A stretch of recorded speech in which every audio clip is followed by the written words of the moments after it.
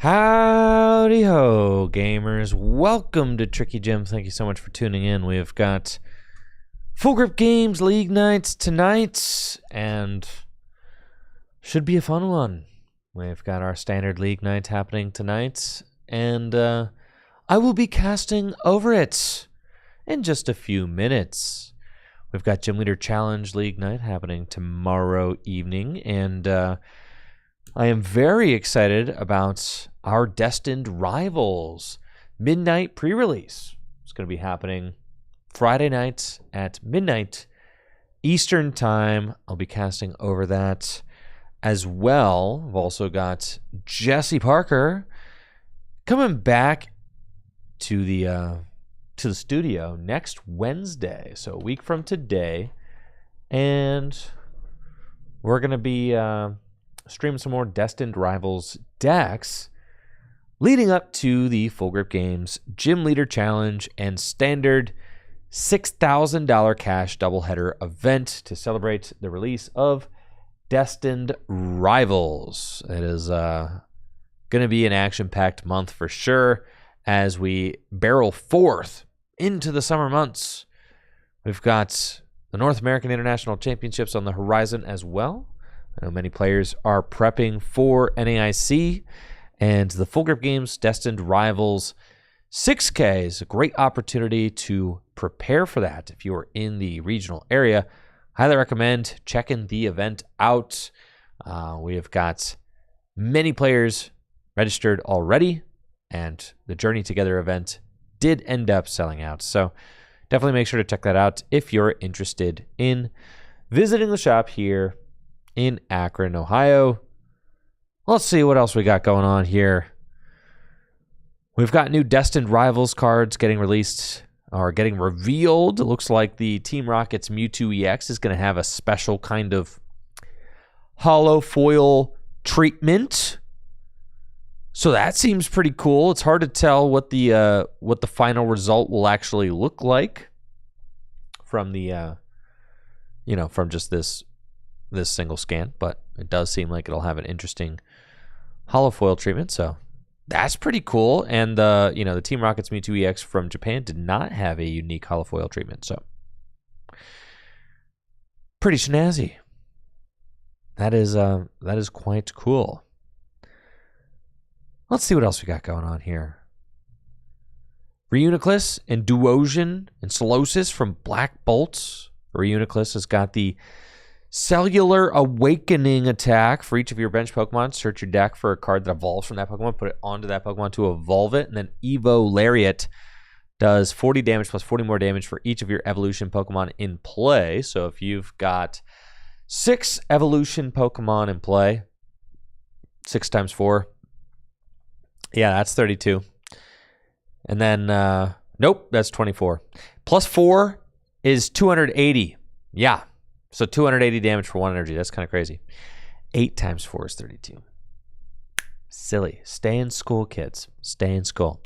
Yeah, so 280 damage for 1 energy. But you have to have a board full of evolutions in order to pull that off.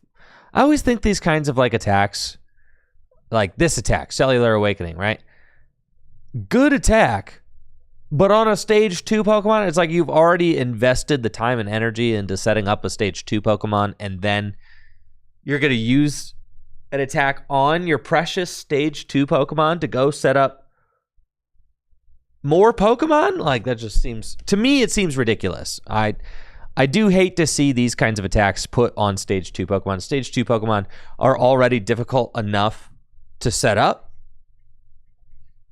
So, why are you going to waste... you're really gonna set up a stage 2 Pokemon and then use this type of attack to go set up more Pokemon. No, you are not. You're not going to do that. It seems ridiculous, right? So I would have loved to see this get anything else on the first attack. The second attack is pretty good, though. I mean, 280, a potential 280 for 1. Colorless energy means it could be splashed in any type of deck. Could be played in Gym Leader Challenge format. Of course, you probably have better attacking options in Gym Leader Challenge format, but it is interesting. Okay. Oh, I see. All right. And then the Duosion also has a version of the Cellular evolution attack. Yes. And except it only evolves one of your Pokemon. Cool. All right. Neato. Show me Garbotoxin. We also got a new Zoroark. Hello, Zoroark. Yo, what's up, Suzatoon, with the 5 gifted subs. Yo, thank you so much, Suzatoon, for the gifts. I appreciate that very much. Thank you so much, Suzatoon. Hopefully you're doing well, having a great day. Thank you so much for the supports. Let's go. 5 gifted subs. Muff Brindo with the sub in the 43 months as well. Earlier, that was last stream, but still, thank you, Muff Brindo. I've streamed twice today, actually. So the second stream of the day. First stream of the day, we were streaming some TCG Live. Not something that I've done in a few months, actually. But it's a special occasion as they put Gym Leader Challenge on the Pokemon Trading Card Game on Live. The Pokemon Trading Card Game Live. Yes, Gym Leader Challenge on the Pokemon Trading Card Game Live. Yes, special occasion. Did stream that. Dank wants to know, do I like the horizontal lines? I think they look incredible. The thing is, you have to see them in person, and you actually can see what they look like in person if you've ever seen a black and white era holo in Japanese. Because in Japan, the original black and white era holos did get these lines, and they look incredible. Yeah, the lines on the holo pattern, they look great. So if you actually want to see what they look like, you can look at any Japanese black and white era holo card has the horizontal lines. So I think they look great, personally. And the hope is always that the Pokemon Company International does it justice, right? Because ultimately they're trying to emulate the holo prints that they're doing in Japan. So I really like the print that I saw from Japan. So hopefully TPCI's versions also look just as nice. This Zoroark is very good, though. It's got Mind Jack and Foul Play, kind of combining the original black and white Zoroark with the Foul Play attack with the X and Y Zoroark from Breakthrough with the Mind Jack attack. Now we've got both of those Zoroarks kind of combined into one Zoroark, which is really neat. Looks like we have got round 1 of Full Grip Games League Night coming right up, folks. So let's head over to the tournament hall and see what we've got going on for our first round. And there we go. Franimaniacs. Got to be excited about this one. Round 1, Fran versus Dylan. Let's go. Should be exciting. Fran was able to get a fat dub last time I saw her on stream, so that was hype.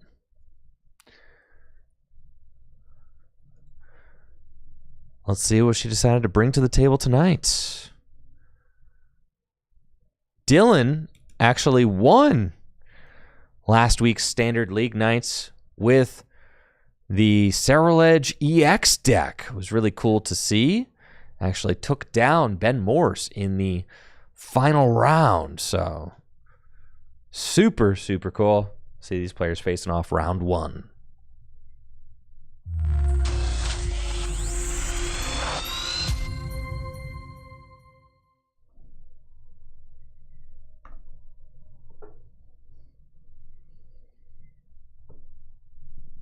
There we go. We got 30 minutes on the clock for League Nights. And we are hard at work on our Full Grip Games Championship Series, actually. All of the cash release weekend events that we've been hosting here at Full Grip for the upcoming season, beginning with our next major release weekend event. Not with the Destined Rivals one, but we are eventually going to have a tournament series that you can earn a invite to, like a big championship series event, where it'll basically be like a free $6,000 cash, $5,000 cash, something like that, a free 5K or free 6K, something of that effect. So there are going to be multiple ways to earn your invitation to the to the Full Grip Invitational, which the first Invitational will take place in like July or August of next year. So either July or August of 2026. The invitation system is going to begin this season or this upcoming season. So we're going to kind of align our season with the World Championship season from the Pokemon Company International. And we're working out all of the logistics of it now. But our league, our local league, will play into that invite system as well, in addition to the major cash events that we host here at Full Grip, in addition to the League Cups that we host every quarter as well. So League Cups, League Nights, and our major release weekend cash events will all play a hand in the Full Grip Invitational that is going to be getting launched in 2026. So the first Full Grip Invitational will take place next year, but the invite system will start this year. And that's going to be coming, in the summer months. So it'll be on the way soon. And all the work that we've put into building the stage and building our league up and all of that will go into the new invite structure. Should be a lot of fun.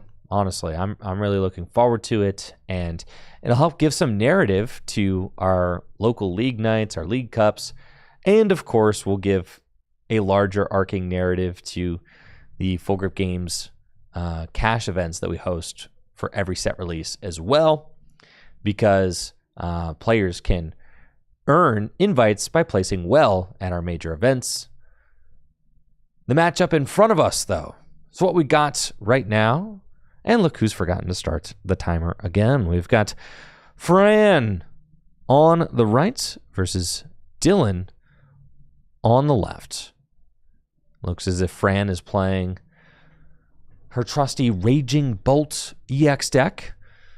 And Dylan will have to see. Looks like Dylan's got a deck with, oh goodness. Okay, there's Monkey Dory, there's Badoo. Is this the Feraligatr deck? Okay, there's no way. In all of the time that I've been streaming, I have not seen Feraligatr win a game on stream during League Night yet. So I have to ask, will this be the first time that the Feraligatr deck actually nets a win here at Full Grip Games? Every single time I've streamed the Feraligatr deck, it has bricked. Every single time, folks. Even when things seem promising, the deck still bricks. I don't know how the deck manages to brick as often as it does, but it does. It does, folks. But Dylan, hot off his league win last week, could be the first player to net a stream win with the Feraligatr deck. So that would be very exciting to witness. And it's not from lack of trying, folks. It is not from lack of trying. There was a lot of players trying to play the Feraligatr deck, especially early on in this format. And now here we have Dylan giving it his best shot, round one, against Fran with the very stable, very successful Raging Bolt EX deck. The idea of the Feraligatr deck is going to be to try to wall off with an annoying Pokemon to knock out, like Mimikyu. Mimikyu has the Safeguard ability, makes it so it can't be damaged by Pokemon EX. And Croconaw has a hit and run attack that allows you to poke some damage and then run off to the bench, and it allows you to promote Mimikyu. Now, Mimikyu can be very annoying for some decks to knock out, but Fran's got access to Fan Rotom. Fan Rotom can do 70 damage. It's an option to swing into the Mimikyu. And I look forward to seeing what kind of back and forth we see between these decks. Mimikyu does only have 70 hit points. So Fan Rotom's Assault Landing attack does one-hit KO Mimikyu. But then Feraligatr does have an ability, allows you to boost your Feraligatr and Croconaul's damage output. The Torrential Heart ability allows you to put 5 damage counters on this Pokemon, and then your attacks do 120 more damage. So, it is possible that Dylan could start pumping out some serious damage with the Feraligatr, and then, of course, there are the Monkey Dory. So, if you damage your own Feraligatr with the Torrential Heart ability, then you can move those damage counters off. Oh my gosh, and Fran just going in with the boss's orders, Assault Landing. Dylan's only Totodile. So now Dylan is left with no Toads in play. And is going to have to settle for an Arven play. Off to a little bit of a slower start than I'm sure that he would like. But that's okay. He's got Arven. He can use Arven for the Precious Trolley and then use Precious Trolley to go fill his bench. So I'm sure that's what we're about to see from Dylan. There we go. Precious Trolley. And now he can search his deck for enough Pokemon to completely fill his bench.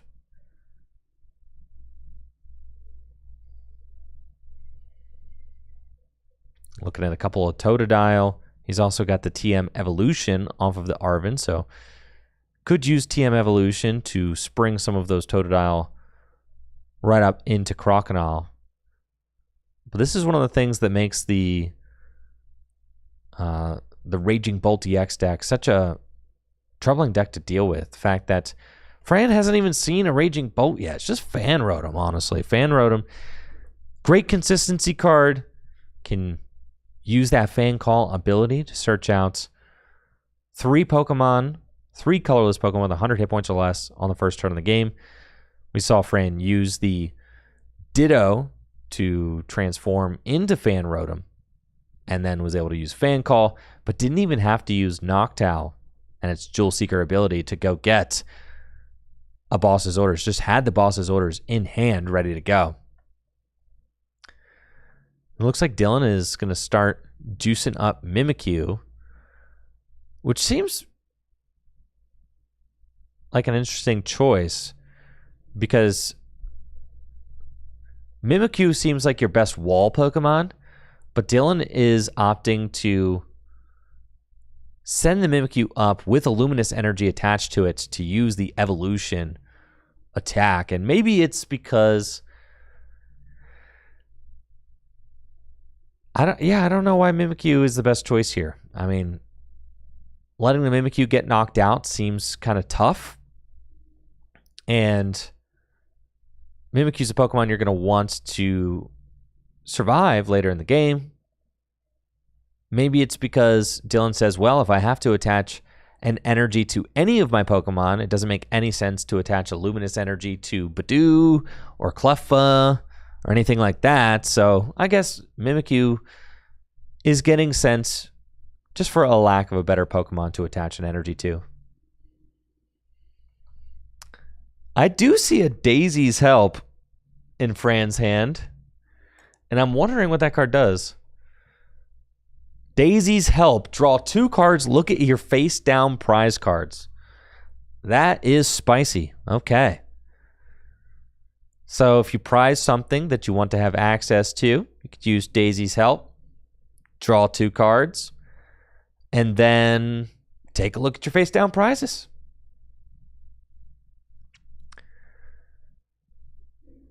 Fran's getting out Raging Bolt, another great single prize attacker. Raging Bolt can snipe down Pokemon on Dylan's bench. Raging Bolt has the Thunderburst Storm attack. For a lightning and a fighting energy, the attack does 30 damage to one of your opponent's Pokemon for each energy attached to this Pokemon. It's been a popular choice in Standard and Gym Leader Challenge lately, actually, as it allows you to target down Pokemon on your opponent's side of the board with ease while they try to set up their strategy. Just got another Teal Dance to juice another energy into play. And then, you know what? Fran is content to just use Assault Landing to knock out Dylan's active Mimikyu. And Fran is a third of the way to her 6 prize cards. Taken 2 already. But Dylan's board is stable now. He's got a Feraligatr in play. Monkey Dory hitting the bench. But Fran has not offered up hardly any multi-prize Pokemon for Dylan to feast on. And she's got a very sparse board right now. Teal Mask Ogerpon with 2 energy on it. Hoot, Raging Bolts, and that's it. So even though Dylan has a counter catcher, it's not like there's a lot of great things to target down on Fran's side of the board. Dylan is going to use Arven and attach Luminous Energy to Feraligatr. Arven's going to get Pokegear and TM Evolution, and I find this happening way too often. It's where Arven is the supporter you have, but it's not the supporter you want, so have to Arven for Pokegear to try your luck to find a better draw supporter, and that's what Dylan wants right now, just to go find a different supporter. So Arven allows you to get an item and a tool card from the deck. We see Dylan's hand is just atrocious. So everything is riding on everything is riding on that Pokegear to get something decent next turn. And now Dylan is going to set this combo in motion. He's got the Feraligatr with the Luminous Energy, and thanks to the Relicanth, can actually use Croconaul's hit and run attack, because Feraligatr doesn't have the hit and run attack. It's Croconaul. But because of Relicanth, Feraligatr can use any attack from its previous evolutions. So Feraligatr will use Croconaul's attack to hit and run and send up Cleffa. And I have to say, Dylan is looking like he is in a pretty bad spot. Dylan maybe let his hubris get the best of him, thinking that he could be the one to win with the Feraligatr deck on stream. But no, I tell you, the Feraligatr deck is extremely cursed when it comes to performance on the Full Grip Games stage.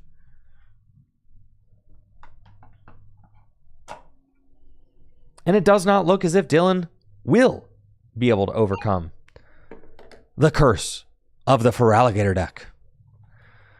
Fran has got Noctowl, will evolve to use the Jewel Seeker ability.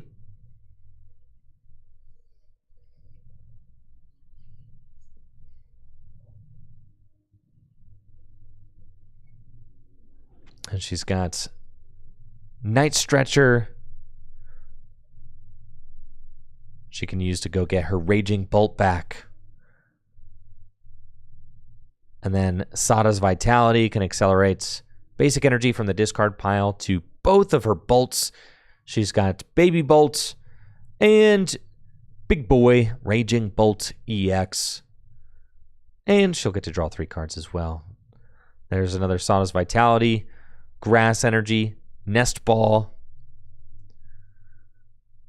She can use the Grass Energy to Teal Dance, draw another card. She's now got a fully loaded Teal Mask Ogerpon. And this Fan Rotom is really going to go the distance, honestly. I mean, this Fan Rotom is going to get to take another knockout. That's half of this game's prizes getting taken with just a little Fan Rotom, which is one of the best consistency cards in the format. It's crazy that a card that is such a powerful consistency card is also operating as a valid attacker. She's eyeing up her Prime Catcher. And she is just going to chase down that for alligator. I think, let's see, 3, 6, 9, 12, 15. Maybe I just want to see Fran take this knockout with the Teal Mask Ogerpon, because Teal Mask Ogerpon is less energy hungry, can just take the knockout with 3 energy on it. But it really makes no difference. 2 energy discarded for the Raging Bolt EX's Bellowing Thunder attack. That's 140 damage, and for alligator will go down. Dylan's got a backup for alligator right here, though.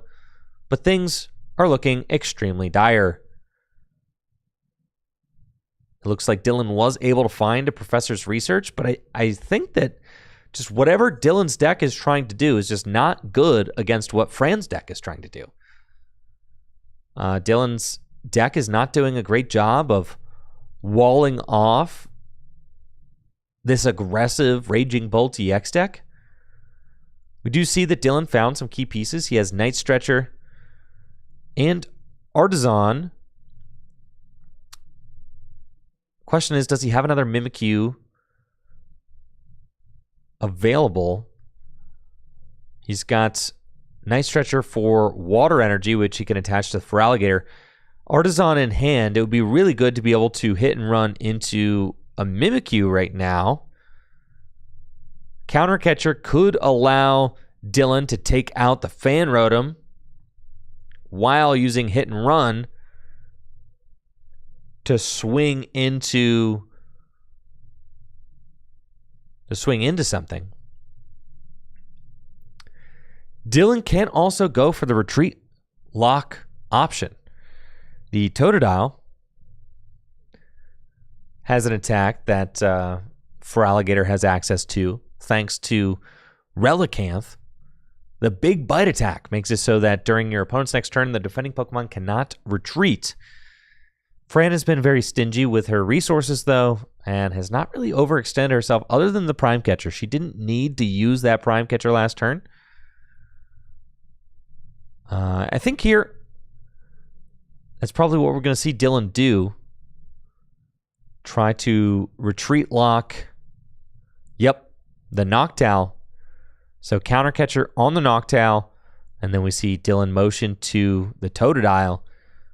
We'll use Relicanth to copy Big Bite, 10 damage, and this Noctowl cannot retreat. However, the Noctowl can attack.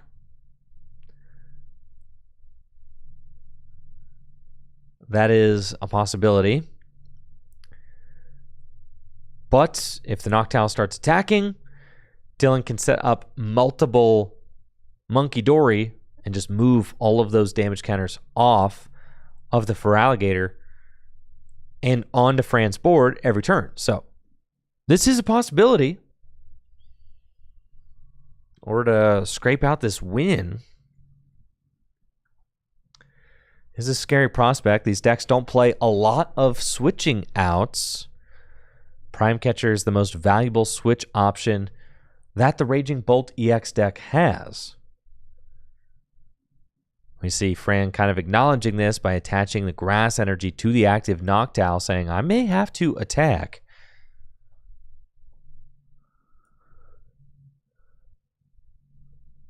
The Noctowl's got the Speed Wing attack for 2 colorless energy. Does 60 damage, which is like a really easy situation for Dylan to solve because the attack's only doing 60 damage a turn. So if Fran does use Speed Wing every turn, Dylan can just get 2 Monkey Dory powered up and then start moving those 6 damage counters back over to Fran's board turn after turn. So the best thing for Fran to do might be to just start passing, because Dylan has to use the Big Bite attack every turn, which does 10 damage. So Fran should probably just play 0 cards and pass. 0 cards and pass. 0 cards and pass. And then eventually the Noctowl is going to get knocked out, right? If Dylan wants to keep this lock shenanigan going, he will eventually have to knock out the Noctowl. And everything else on Fran's board can do more damage. I mean, the Fan Rotom's only doing 10 more damage, so the Fan Rotom is a little bit sketchy as well, I suppose. The other 3 attackers are great. So the Fan Rotom could be a liability also, especially if Dylan can get 2 Monkey Dory powered up and capable of using the Adrenabrain ability. And no, Dylan actually does not have any energy for his Monkey Dory. So if Fran just attaches another energy, here we go, Daisy's help. Let's go. Let's go. The Daisy's help. Look at the face down prize cards, Fran. Yes. How sick is that? No, don't shuffle them. Fran, you don't have to shuffle them, Fran. You don't have to shuffle them. You don't have to shuffle them. You can look at whatever order they're in and keep them that way. No. I'm so upset. Oh, I'm so upset. No, the Daisy's help. Yes. It just says look at your face down prize cards. It doesn't say shuffle. There is no shuffle on that card. So, unfortunate. But it looks like she did take a peek there. I don't know why the Daisy's help is in the deck. So that was something I would have to... that's something I would have to see later on. But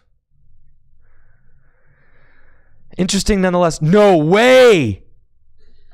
And Dylan also has a Daisy's help. This is crazy. My goodness. Now what will he do with this knowledge?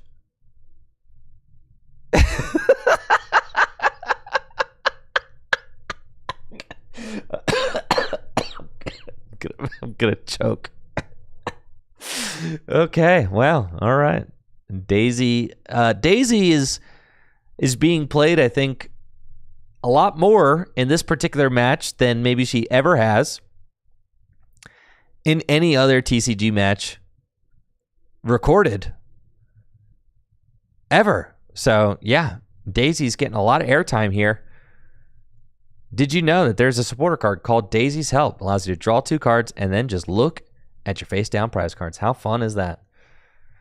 And the back-to-back Daisy's Help. I mean, you would think that this was planned, chatters. You would think. All right, Speedwing, another 60 damage. Can Dylan find an energy to use Monkey Dory? Luxurious Cape. Poke Gear to thin the deck even more. We see Darkness Energy right there. Earthen Vessel right there. Crispin will do it, actually. Crispin will allow you to get 1 Darkness Energy, right? So, like...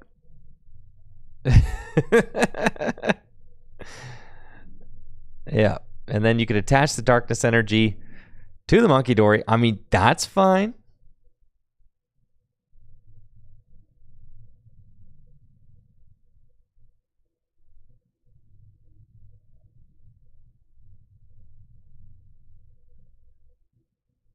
Yeah, we have a comment on the Twitch chat. Daisy does not say that you can change the order of your prize cards.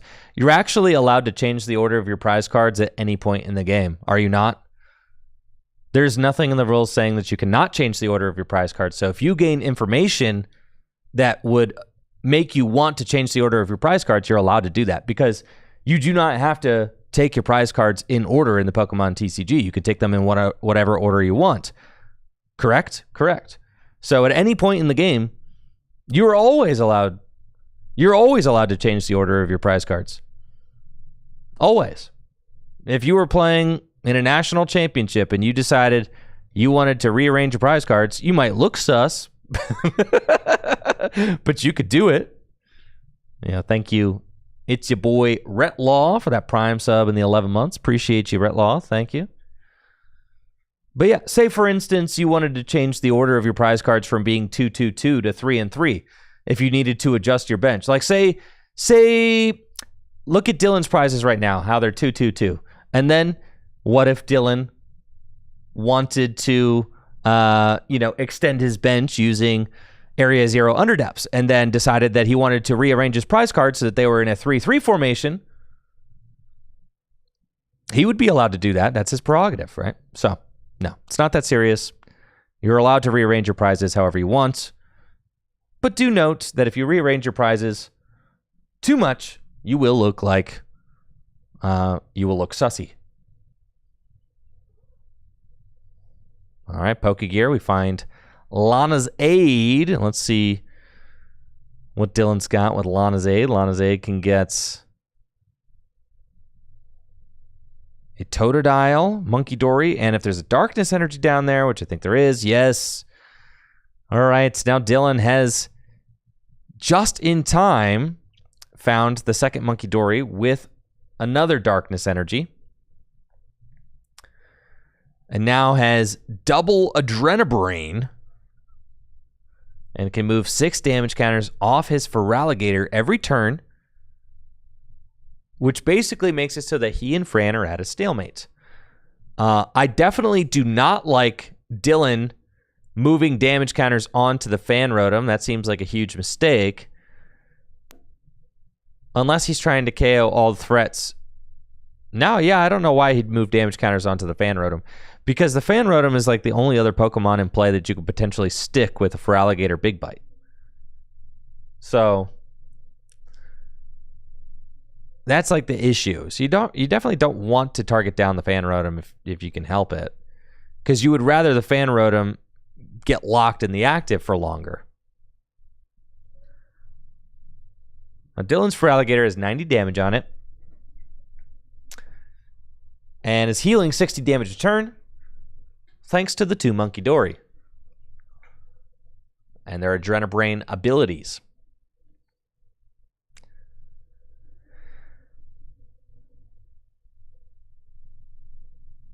And this Noctowl is now halfway to getting KO'd. And there it is! Wait, there's what? There's Jamming Tower. Why did I think the Jamming Tower mattered? I was thinking, oh, it does matter. Yes, because there's a Luxurious Cape on this Feraligatr.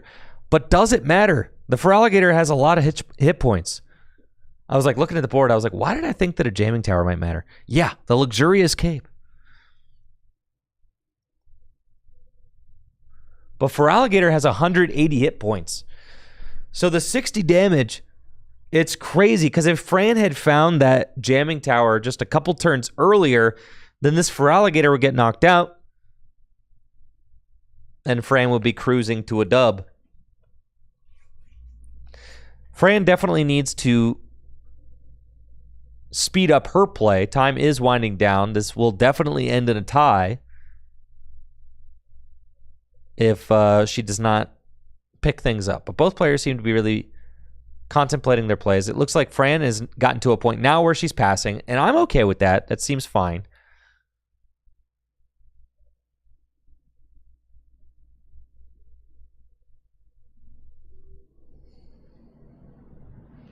Because at a certain point, by damaging the Feraligatr, you are just kind of feeding the Feraligatr, damaging your own board.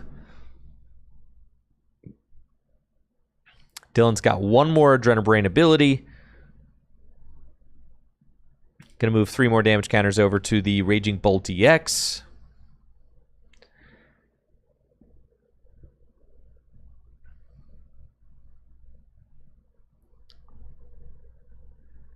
And then we'll Big Bite again for 10 damage. I think at this point, if Fran just passes, that's like, okay. I think she kind of missed her opportunity to take the knockout on the Feraligatr. Now that there's Double Monkey in play, you want to give Dylan less options.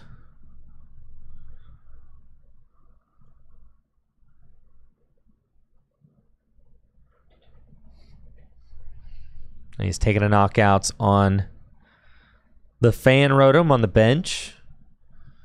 Fran's just going to draw a pass. I like that. Dylan now stabilized a bit, but time has been called. And now Dylan is turn 0. But I don't know that he has enough time to win this game because he's only got 2 more turns.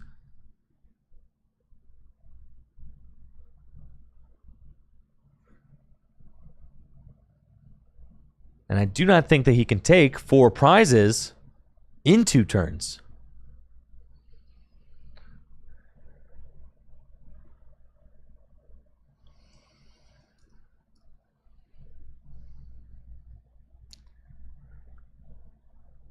He's going to go for a counter catcher. But I do think it's too little too late.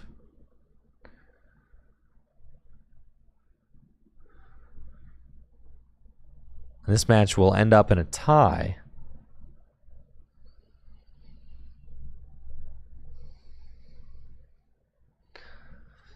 The thing is, yes, he could take 3 prizes, sure. But he can't win because Fran will then knock out for alligator, right?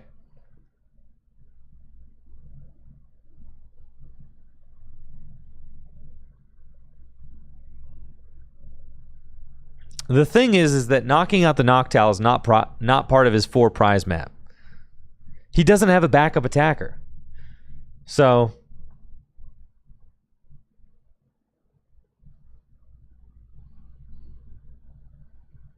thank you CMT for the Prime sub and the 27 months. Looks like he is going to use the Torrential Heart ability. Put 5 damage counters on himself. Increases damage by 120 for the turn. And we'll counter catcher the Raging Bolt EX. But all Fran has to do is knock out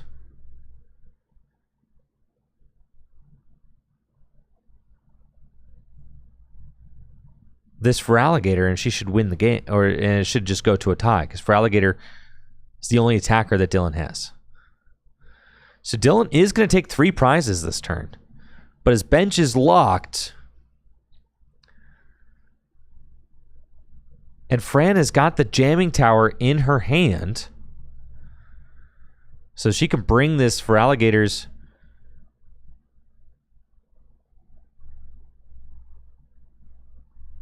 HP down.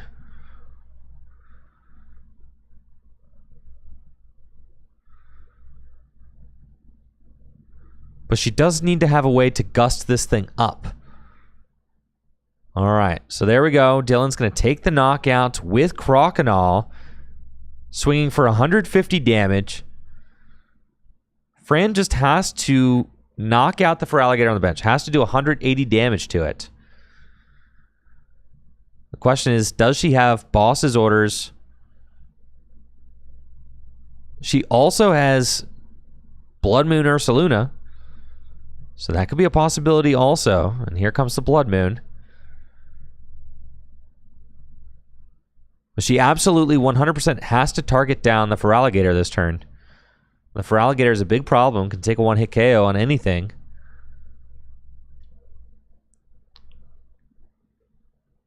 First things first, here's the Jamming Tower to turn off the Luxurious Cape. That makes it a little bit easier to nab. Be a lot easier if Fran had not used her Prime Catcher earlier. That is for certain. Just eyeing up a Night Stretcher right now.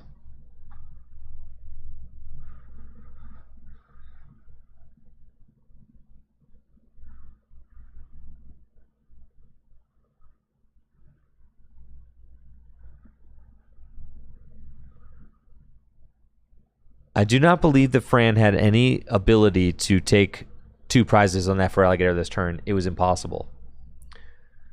She was not able to win regardless. She ran out of time. She was never going to be able to win this game, I don't think. With the way the time worked out, Fran had no win condition. She couldn't win because she used her Prime Catcher too early. So she had to have access to that.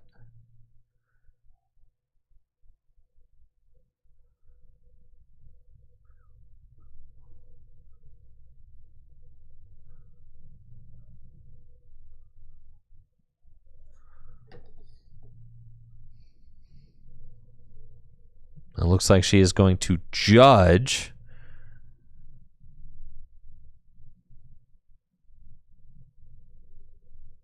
But for Alligator can just knock out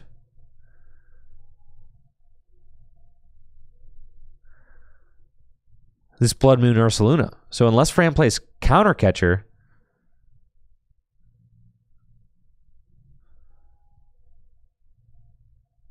it looks like she does not find that. So that means that Dylan is just going to win.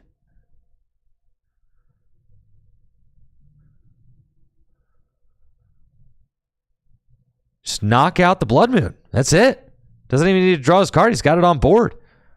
And Dylan is the first ever stream win with Feraligatr, mounting a crazy comeback in the process. GG's. GG's. GG's. What a wild and crazy match, folks. I'm going to run down there real quick and try to brighten up the stream match camera before the next round begins. So hang tight. I will be right back.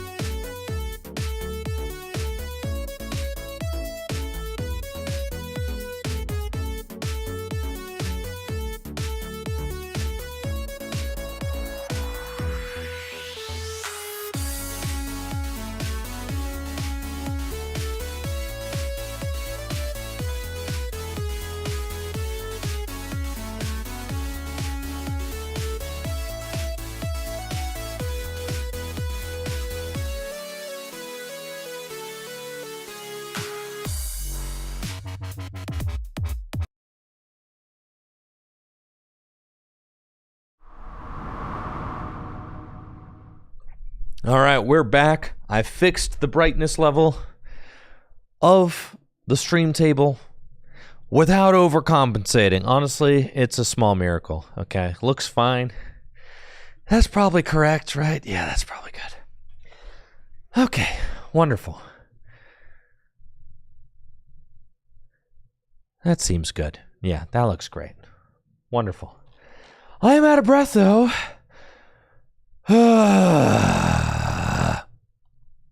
Yeah, a little out of breath. That's okay. As I did have to sprint down the stairs and then sprint back up. Down the fire escape, actually. So, the most difficult part is actually putting the fire escape up and down. It's not running down the stairs. It's putting the fire escape up and down is actually kind of a project. It's kind of like a whole thing. Putting it down is easy, all right? Putting the fire escape back up is difficult, though.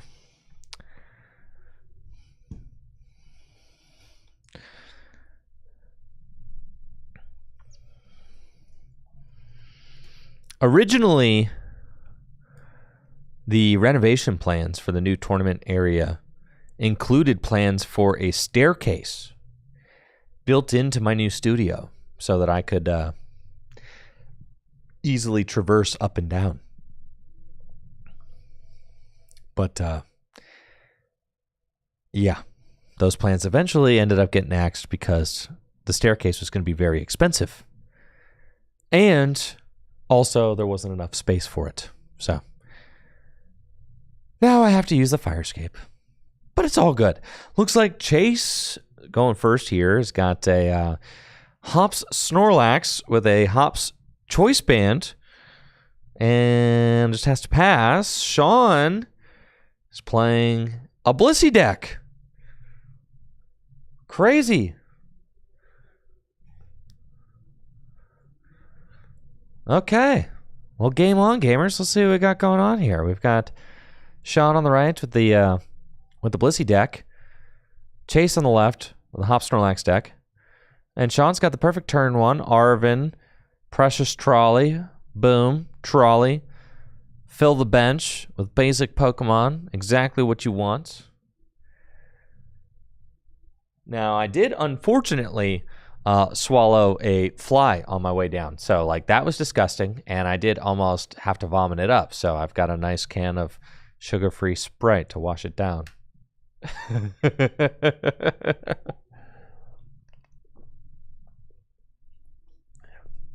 Yeah, so that was tough. But, you know, we're rallying. It's okay. Sean deciding on the Pokemon that he wants to get off the Precious Trolley. There is a Roaring Moon EX in here. My goodness. What? All right. Hello, Roaring Moon EX. Hello, EXP Share. TM Turbo Energize. And we're moving. TM Turbo Energize. Okay. Go get some energy into play. This is interesting. Sean, I think, has an Ultra Ball in hand. So, could actually...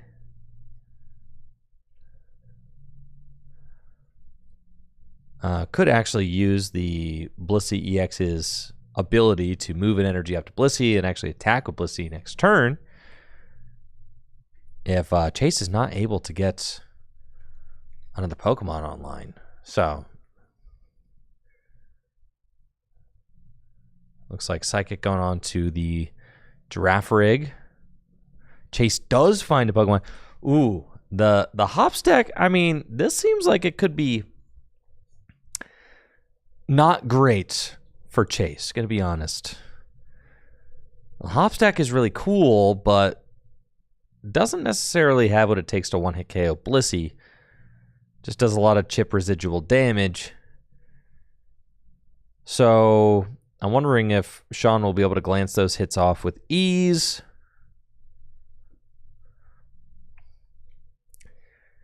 It looks like Chase also has an Iono, so switch into Hopsashi and EX. Choice Band onto Hopsashi and EX and Iono. Allow him to get 6 new cards. He's got... Yo, is this the Iron Valiant version of this deck? I guess judging by the switch, that would make sense. Because I do also see a Techno Radar in his hand. So he could use Techno Radar, go get a pair of Iron Valiant also. If that's something he wants to do. It looks like Techno Radar, going to discard Hop Snorlax. And Chase can go get, I imagine, a pair of Iron Valiant DX. And it looks like that is exactly... Well? Like, are you going to use the bundler? Are we going to see a bundle? I mean, I don't really get the point of using Iron Bundle here, because, I mean, there's a Chansey with an energy in the active. You could just push, I guess, a different Chansey. The bundle could make it I guess, slightly more difficult for Sean to pull off the attack this next turn, so maybe that's it.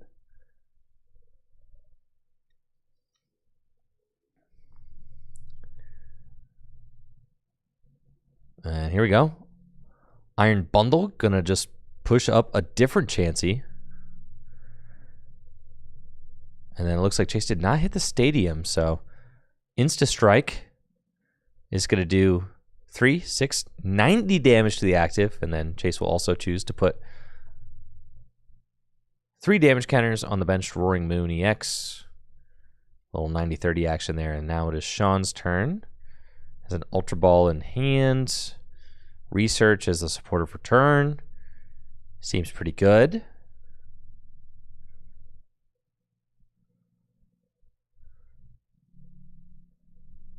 Have to imagine the Ultra Ball, get a Blissey going, start moving those energy around. Getting rid of two bosses orders potentially with research is a little bit painful, but certainly something that he'll be able to weather.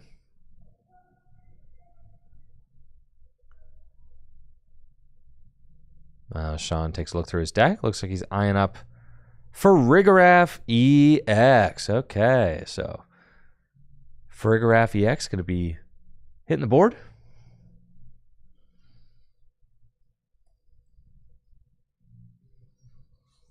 Farigiraf EX has the Armor Tail ability, which prevents all damage done to this Pokemon by attacks from your opponent's basic Pokemon EX. Which is somewhat concerning, but Chase has options. He's got both the Hops Cramorant and the Hops Snorlax, which can damage the Farigiraf EX. So, not the worst. And then we'll see what Sean opts to do this turn.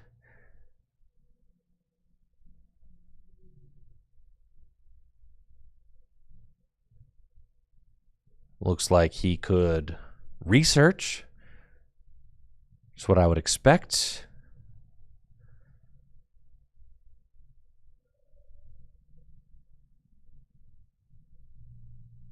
Really taking his time to shuffle here.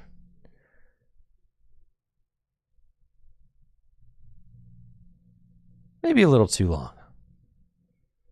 But here we go. Okay. Iono also an option. And here comes Pokegear. We'll see what Sean is able to find off of the Pokegear. Finds Arven. Looks like that is the supporter that he wanted as he slams it as soon as he finds it. And it looks like it's going to be Earthen Vessel. Maybe a TM Evolution or something. If he's got that in deck. Looks like this Chansey has a retreat cost of 2, so probably not going to be retreating.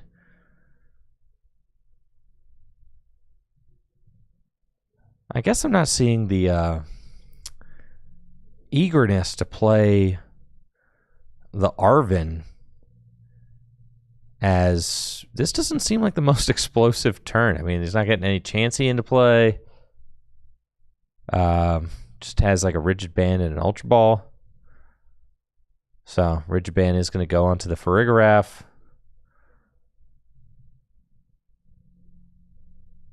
Earthen Vessel, I mean, can get an energy, sure.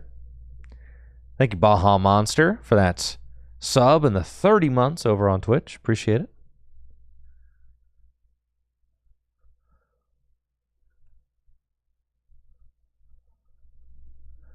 And Earthen Vessel is going to get a pair of Darkness Energy. Seems fine. It looks like Sean is kind of putting all of his eggs in the Farigiraf EX basket here, hoping that Farigiraf EX can wall off what Chase is trying to do with the Hops deck. Now, Farigiraf EX does have an attack, the Dirty Beam attack. Does 160 damage for Psychic and 2 colorless energy, and also does 30 damage to one of your opponent's bench Pokemon. Darkness Energy goes to Farigiraf, and just a pass. So, kind of an underwhelming turn. And we'll see what Chase has in response. Another Iron Valiant down.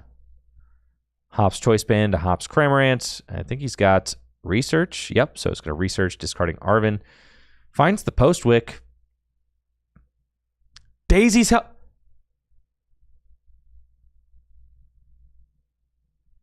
There's a Daisy's Help, guys. I'm being trolled tonight. I'm being trolled. Why? I'm being trolled. I'm being trolled. How many people are playing Daisy's Help tonight, dude? How many Daisy's Help are there? Well, now I have to know. Will we see a Daisy's Help in every single match? This is insane.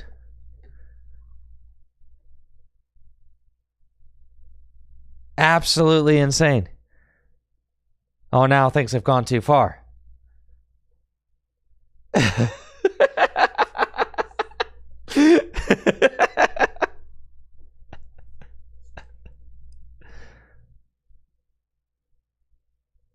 All right, Mew EX hits the bench. I wonder if Sean has a Daisy's Help in his deck. Hops Zacian EX. Insta Strike. 90 damage to the active. 30 damage to Roaring Moon. Wait, where did the 30 damage go?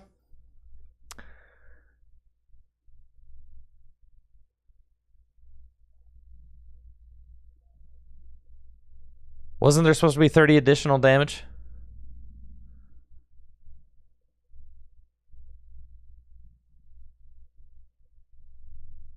Was there supposed to be 30 additional damage? Was there not 30 additional damage from the Insta Strike somewhere? Oh, he just moved it off real quick? Okay, all right, got it. Yep. Man, he must have done that real fast, bro. Okay.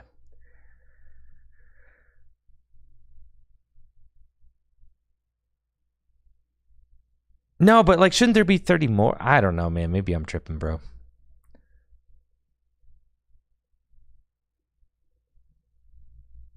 Because Chase has used Insta Strike twice. Has he not? Did he monkey it back both times? Oh, okay. I'm tripping. All right.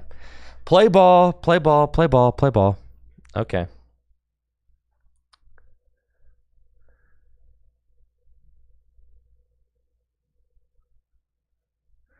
Monkey moved it both times. Got it. That tricky monkey, dude. Monkey Dory. Gotta look out for that guy.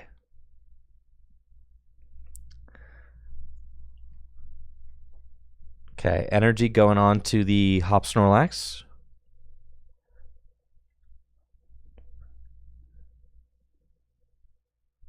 And not another Arven. Can't. Not another Arven, dude. Is that what we got?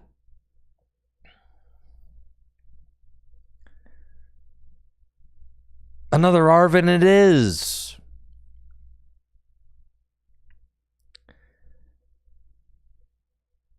And it looks like Hop Snorlax is going to get in there.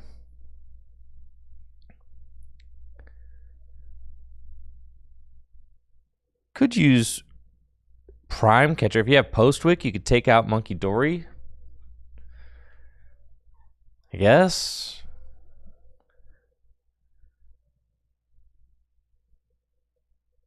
It feels bad to go in with Hop Snorlax because then Sean will knock out Hop Snorlax with the Farigiraf EX, and then like where are you going from there, right? You're still kind of walled off. It'd be nice to get back-to-back attacks into the Farigiraf, I think, to actually knock it out. So I'm kind of, trying to figure out the route that Chase is going for. If you just go for switch, you could switch into Iron Valiant, you could ping with the Valiant, and then go in with Hop Snorlax, but again, it's just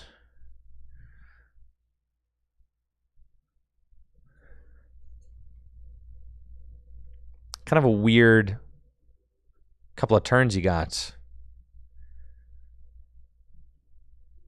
I guess it's possible Sean will just take 3 prizes, knock out the Snorlax and the Hop Zacian on the bench, and then Cramorant comes up and cleans up the Farigiraf. So that's probably what we're going to see.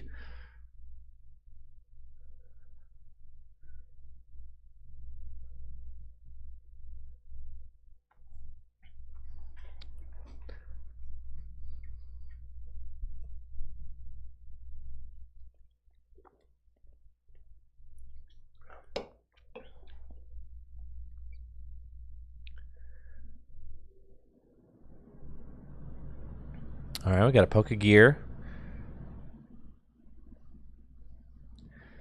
The Snorlax should have swung for 200, right? Because you got the Hop Snorlax. Yeah. With its own ability and its Choice Band. The Hop Snorlax did 200 damage, correct? 200? Ah, the band? Okay, all right.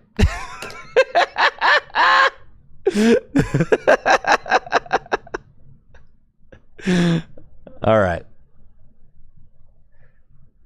I know. I forgot the rigid band was all the way underneath it. Okay. It was hiding. It was hiding. Always display your tools, chatters.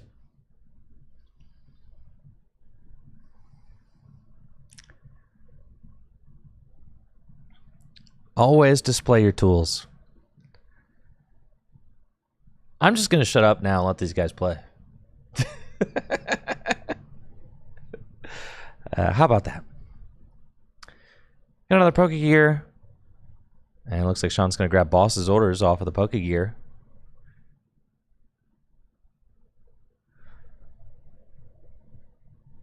Now, Sean has a 3-prize turn mapped out. The bench Zacian is 220 damage on it.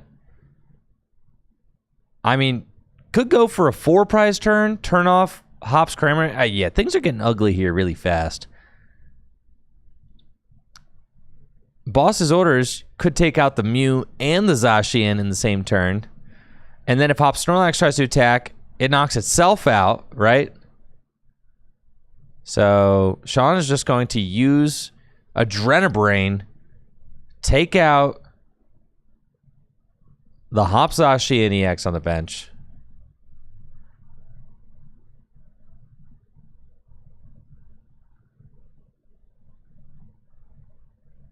Has Boss's Orders. I mean, Mew EX could get targeted.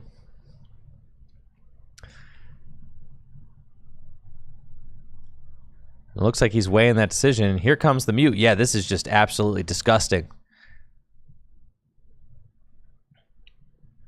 And now, Sean is going to get to take 4 prizes in a single turn. With the Farigiraf, I mean, this Farigiraf is proving to be a large issue for Chase's deck.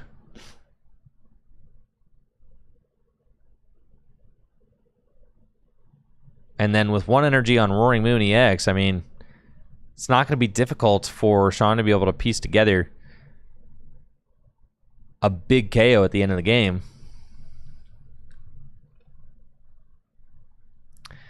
And here comes Farigiraf, Dirty Beam.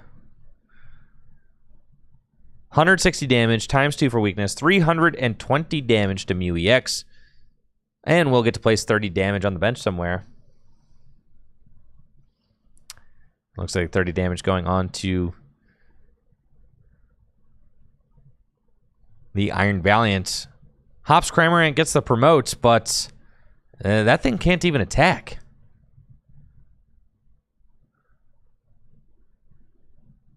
Play Daisy's Help. Play Daisy's Help. Play the Daisy's Help, dude. Where's the Daisy's Help?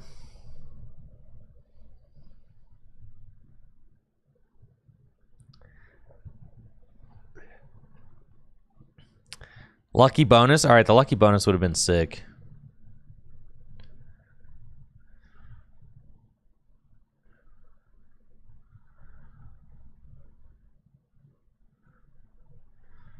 Looks like it's going to be switch into Hop Snorlax, Iono. I mean, all right, Hop Snorlax is doing how much damage? So there's 160 damage on the Farigiraf.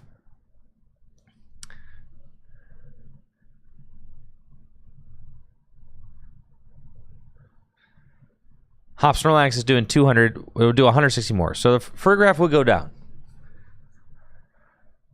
And leaving Sean with just 2-card hands. The Snorlax does knock itself out in the process. So both players going to go to 1 prize remaining. Or no, not both players. Sean going to go to 1 prize remaining. Chase going to go to 3. And he's got double Blissey, double Happy Switch game. Iono into double Blissey. You've got to be kidding me, dude. That's crazy. Sean Stevenson with the double Blissey off of the Iono. Absolute madness. Blissey advancing to 2-0 here at Full Grip Games. There it is right there, folks.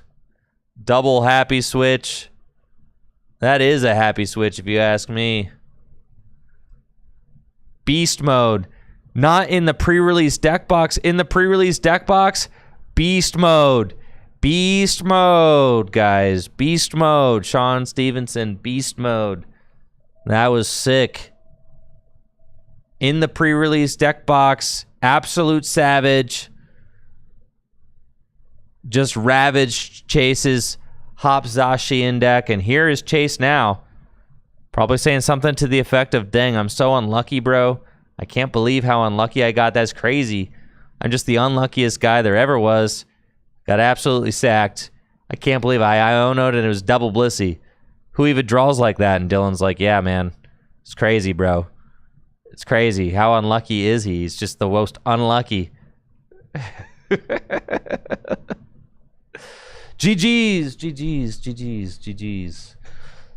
Oh, what a fun match. What a fun match that was. Yo, what's up, Lil Will? If I missed you. Yo, 78 months. Tricky Jim legend right there. 78 months. That's so many months. Thank you so much, Lil Will. For the, here's Chase in the YouTube chat. The YouTube chat. All right. Well, now I've got to get to the bottom of, like, how many Daisy's helps are at League tonight? This is ridiculous. Daisy's help. Everybody decided to play Daisy's help tonight. How crazy? How crazy is that? Okay. In other news, there was an expanded event at the Champions League Aichi, and there were 800 players. And wow, I mean, look at these results, folks. What do you guys think?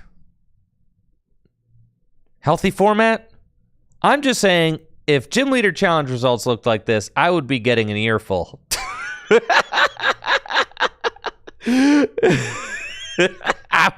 I would not hear the end of it if an 800 player GLC event looked like this.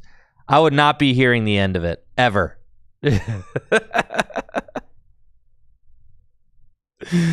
Yeah. So do with that what you will. All right, what do we got here? This is Vileplume and Slacking, huh? Grand Tree, Guzmahala,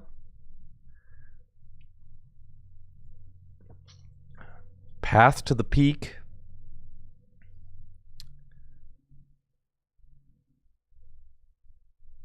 wait, how are you supposed to attack if your opponent doesn't have a Pokemon EX in play?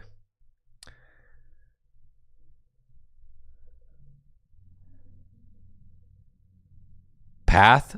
But you only play one path. Karen?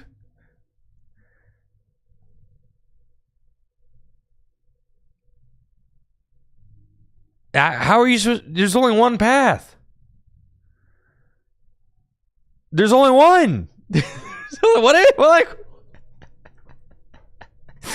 There's only one path. Stealthy Hood. That's got to be it, right?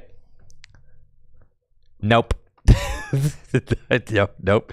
Ranger. Nope. It's not Ranger either. It's literally... Wait, how can you only attack? Yo, Peter with the 5 gifted subs. Let's get some hype going. Dang, we've had 10 gifted subs so far this stream. Let's go. Thank you, guys. Peter, Suzatoon. Let's go. Thank you for the hype. Appreciate it. All right, I'm still trying to figure out, how did this guy attack? Like, what if you prized your one path? Not even a Lucamine to recover path. Like, how are you taking more than one prize card?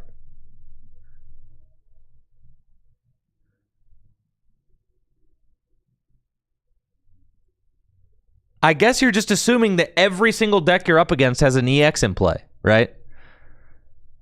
I mean, let's look. I suppose so. But what EX? It's like literally, can't they just not? Oh, it's EX or V. Oh, then you're chilling. All right, never mind. Yeah. I forgot. I didn't read all the way. All right, it's or V. Okay. Yeah, every single deck has an EX or a V. So that's fine.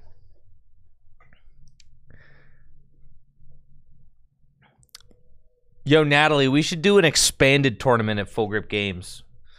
One of our retro events. The Megaton blower was in the yo, what the heck is this?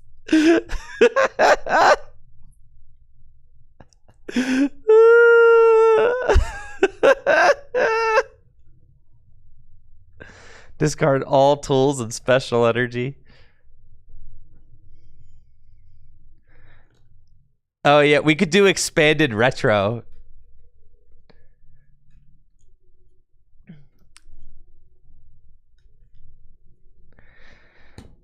Did Stefan Ivanov say anything about these atrocious results?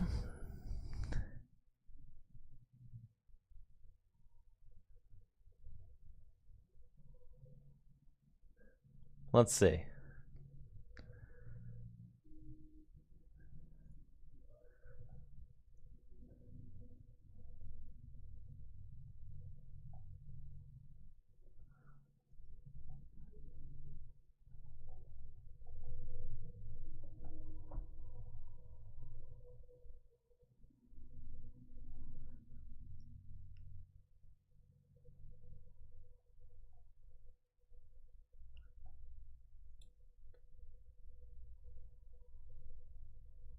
Man, I'm trying to look up. It's lullaby. Lubby Lul. That's it. Okay, Lubby Lul.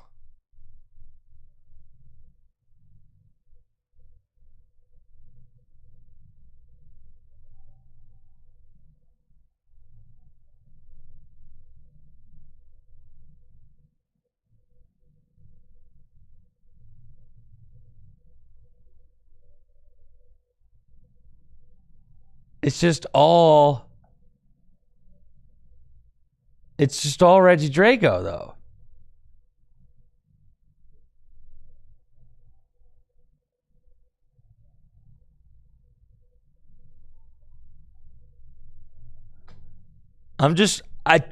I want to see what people see in this format.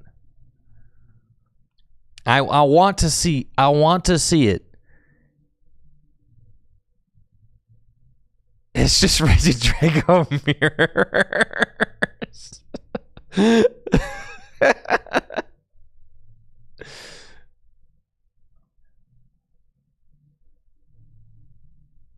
Yeah.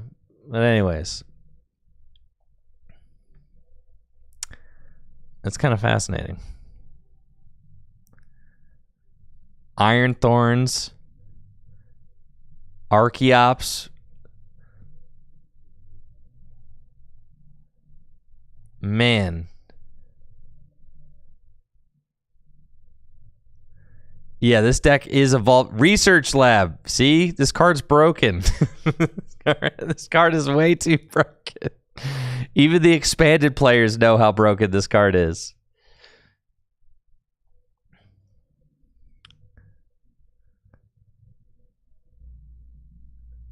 You go turn 1 Research Lab, get 2 Arcan into play, turn 2 Archeaps. So what? Regidrago, you've just got all these like completely obscene attacks that you can copy. Timeless GX, you get to take another turn. Trifrost, Dragapult, Salamence, which just does 300. Noivern GX, Noivern EX,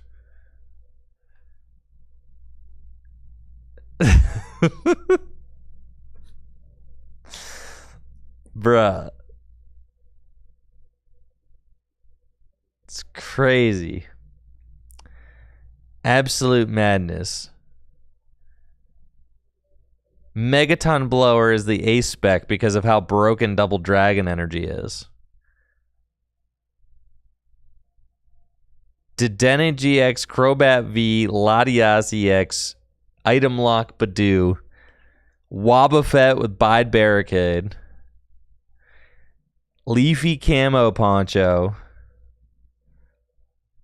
no Shaman EX. Yes, Shaman EX is banned.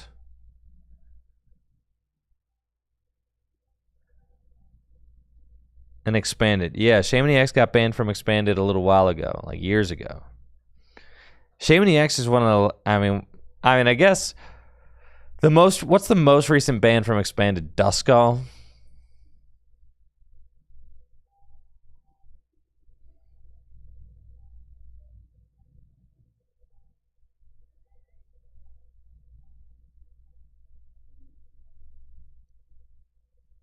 How many turns do games last? It's probably a similar amount of turns to standard. Maybe 1 turn less. I mean, like, you're talking 3 to 4 turn games. Probably 4 turn games. But it could take longer because, like, things are just so... You got a lot of crunchiness, right? Like, at a certain point, it's like things get so broken. But then you've got, like, Timeless GX, so you're, like, taking additional turns. Yeah, I mean, there's a lot, right? You could do things like Trifrost. There is a lot. Like, I'm not going to say that it's... The Drago Mirror certainly seems like at least somewhat, like, thought-provoking, right? I'm not going to say that playing the Regidrago Mirror isn't interesting. It's at least somewhat interesting. It seems kind of interesting, but the format is kind of a joke. Like, look at this. That's a joke. That's not. That is ridiculous. Yeah, I mean, V-Star, it's not even Pokemon at a certain point, right? Going from, like, using V-Star and GX attacks and Ace specs, it's just too much, like, in my opinion. I mean, that's just my opinion, though, right? Like, that's just my take. Yeah, thank you, Daddy Supreme, for the $5 dono on YouTube. Appreciate you. Thanks.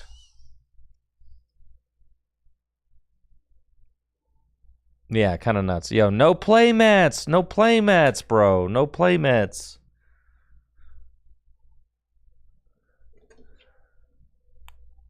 No playmat. No playmat. No playmat. Thank you. All right, let's see who we got.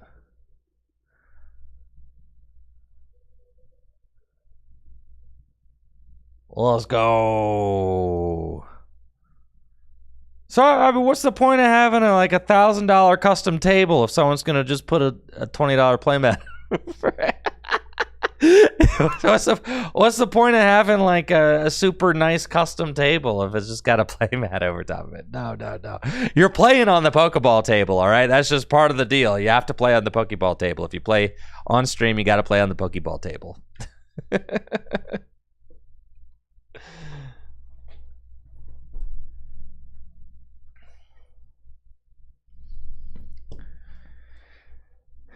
All right. Let's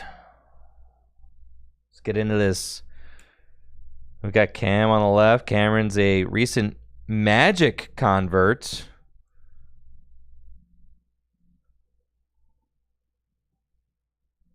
I've seen them playing Standard and Gym Leader Challenge lately.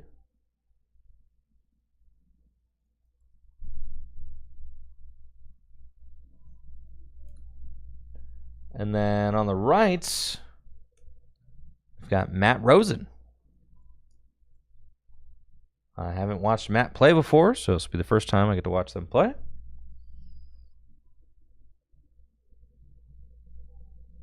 Cool. Let's get into it.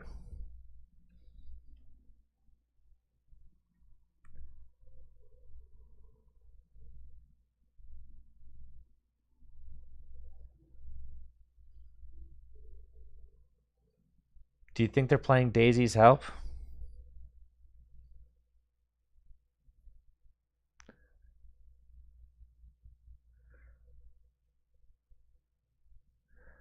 I should make a YouTube video, what's it like to play Expanded in 2025?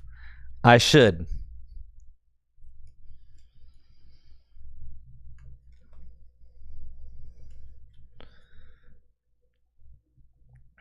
All right, round number 3 is kicking off. We have got Cameron Armstrong on the left versus Matt Rosen on the right. Looks like Cam is playing.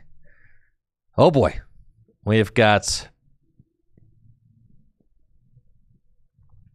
Squawkabilly, Carmine. Looks like this is the Poison Archaludon deck.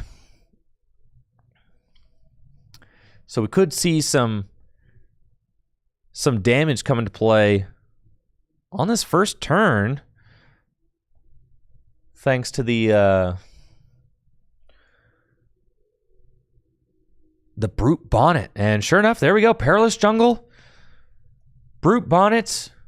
It's got the Ancient Booster Energy Capsule attached to it. It's got the Toxic Powder ability. Gonna poison this Miraidon, get some damage counters placed on it. Perilous Jungle increases poison damage by 2 damage counters between turns. And then also got the Pecharunt. You think it's Pecharunt or Pecharunt? What do you guys think? Most of you guys probably know. Is it a ch like choo-choo or a k like cake? Pecharunt. It's got the Toxic Subjugation ability. Says as long as this Pokemon is in the active spot, put 5 more damage counters on your opponent's poison Pokemon during Pokemon checkup. Pecharunt.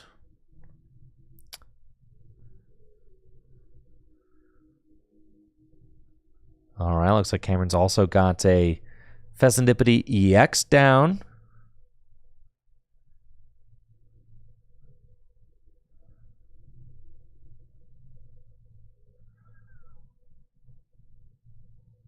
Two Metal Energy, and then we might also see a Squawk and Seize, folks.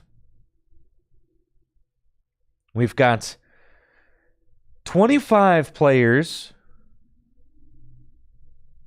Actually, 26 players in the house tonight. Excuse me, 26 players. First place will be getting $100 store credit. Second place, $75 store credit. Third and fourth place, each getting $40 store credit.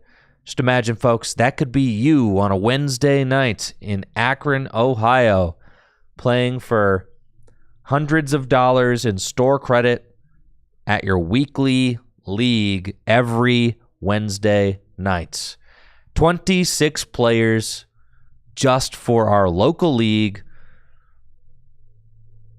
Over $200 of store credit on the line. Could be you. All you have to do, move to Akron, Ohio. It's beautiful here.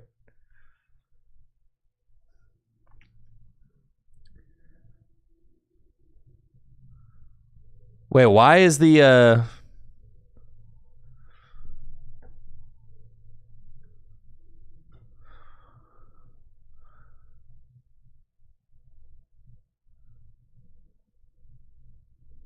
non-darkness Pokemon? The Pecharunt should only have 1 on it. It's a Darkness Pokemon, so it's not affected by Perilous Jungle. There you go.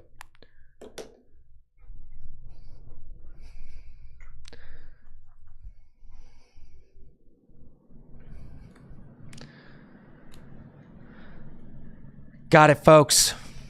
Under control. All right, here we go. Latias EX, free retreat into Joltik. Joltik's got the Jolting Charge attack. Gonna get these Pokemon juiced up and ready to go.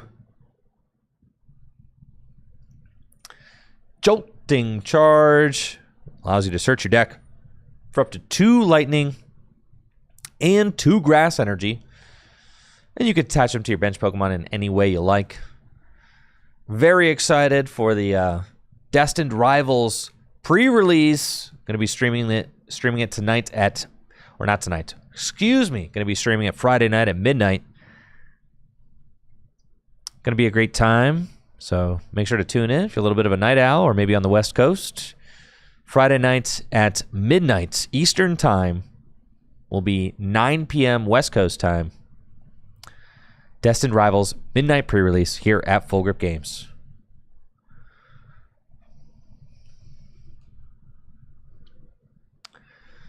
All right, looks like Cam's got Latias EX for the bench.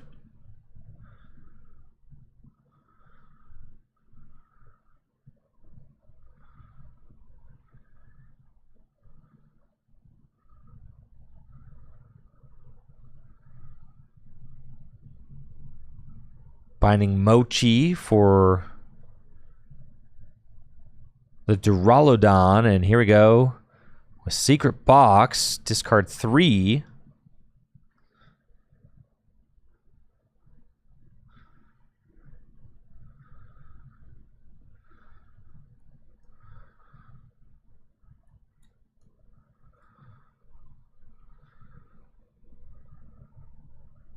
And then Secret Box allows you to search your deck for 1 of each type of trainer card. 1 Stadium, 1 Item, 1 Tool card, and a supporter.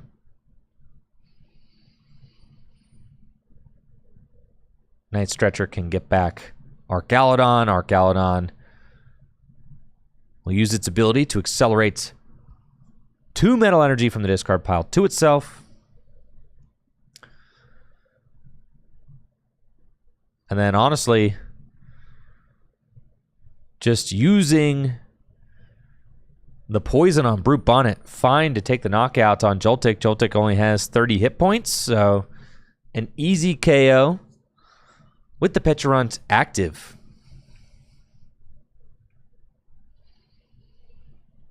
But here comes Iron Hands. Matt Rosen may be down a prize, but not for long. Iron Hands EX has got the Amp You Very Much attack. Does 120 damage for a lightning and 3 colorless energy. And when you take a knockout, you can take an additional prize card. So Matt poised to take 2 prizes on this lowly Pecharunt. But Cam's got a valid response built up with Archaludon on the bench. And Brute Bonnet's ready to roll. Brute Bonnets can place poison damage on the Iron Hands EX. And Archaludon swinging for 220 damage.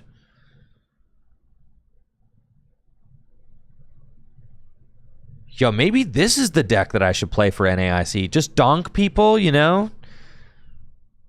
Donk people, swing with Archaludon. Seems pretty cool, honestly.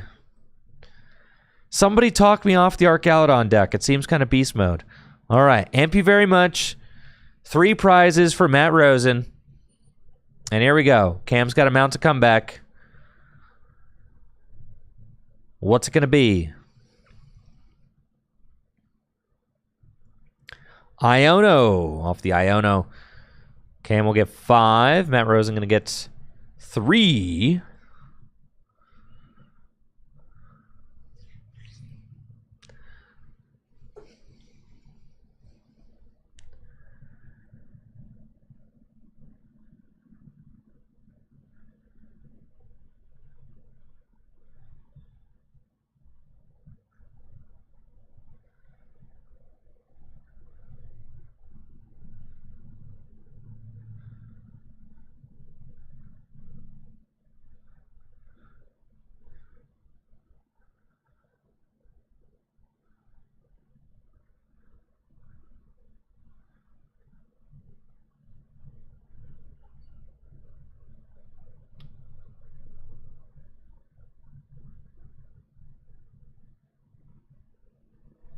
And like I said, Cam is a recent Magic convert, so they're still kind of learning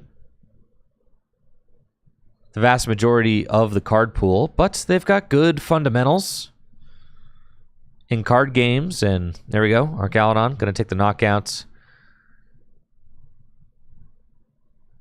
for 220 damage with poison on the Iron Hands EX. And then with Matt getting Iono'd to just 3 cards,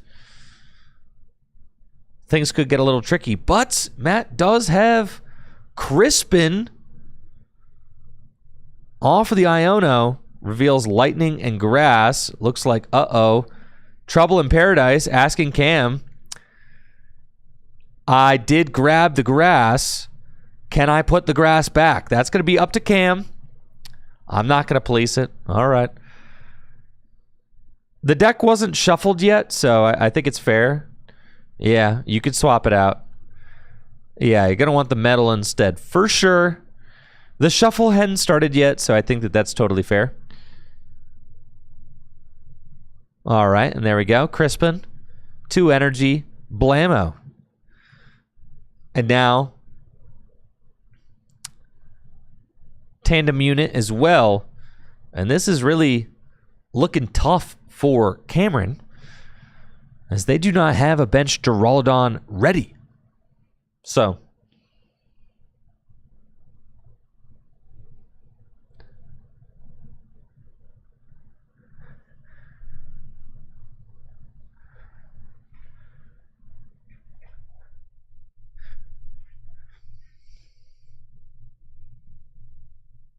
tandem unit gonna grab Joltik and Iron Hands.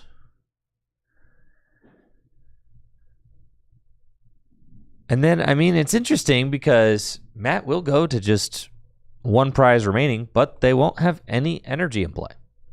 So it's kind of part of the deal. Blam. Pikachu, Topaz Bolts. 1 prize remaining to Cam's 3. There's a Duraludon. Ooh, Blood Moon Ursaluna. Yeah, that'll do it. Earthen Vessel. Discard Petrarunts.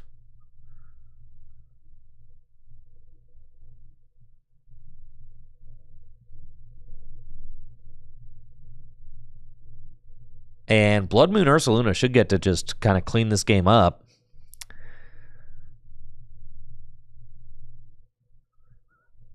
Seems good.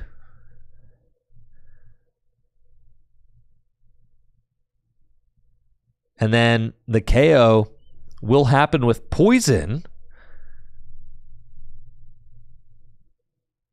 So honestly,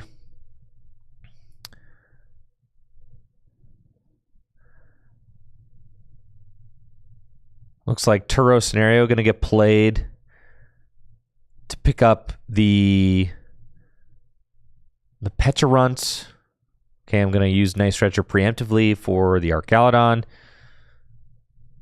Poison the Latios, retreat, and then Blood Moon for the knockouts. Pikachu gets knocked out between turns because of poison. 1-1 prize game. This is pure electricity, folks, but Matt's got game. That's Prime Catcher Blood Moon in hand, right? No? Yes! That's it. Blood Moon Prime Catcher. And that's it. 0 energy attack, Pheasantipity. That'll do it. Some real back and forth action. Crazy. Blood Moon. I am really high on Blood Moon. I think Blood Moon still seems like a crazy card. I think a lot of decks should be playing Blood Moon. That card is nuts. I mean, look at that thing. The bear just attacks like for 0 energy, dude. Like, what the heck? It's crazy. That card is insane.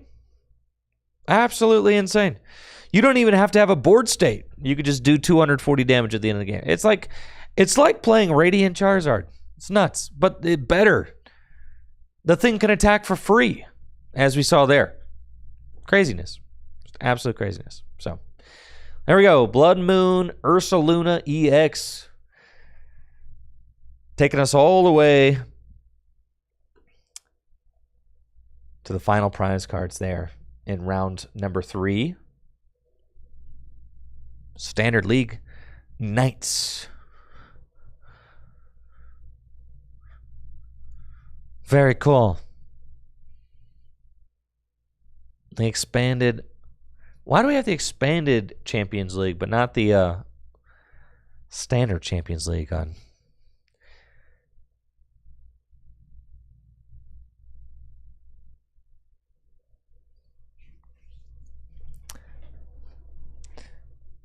All right, Raging Bolt.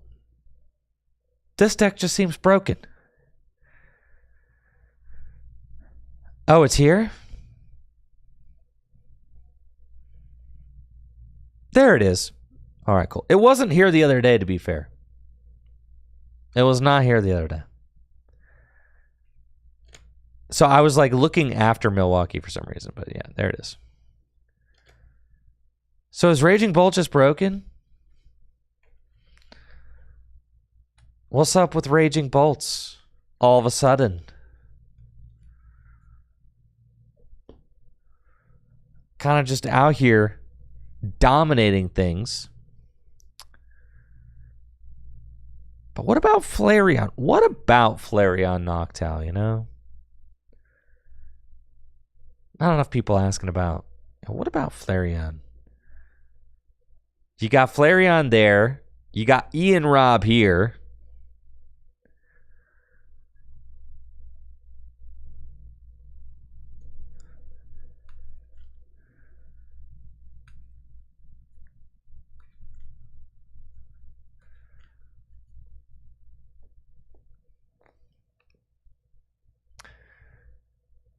Raging Bolts does seem just very good, especially with the single prize attackers.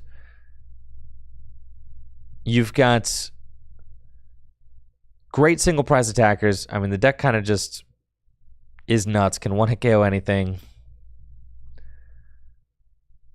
Slitherwing and Baby Bolts. Would I play Bear and Bolt? There's no need. I mean, Raging Bolt EX kind of just like... When you get to the end game with Raging Bolt EX, you just have... Like, your only draw card in your deck accelerates energy to the Raging Bolt. There's really no... There's no point in Bolt. You don't have to play it here.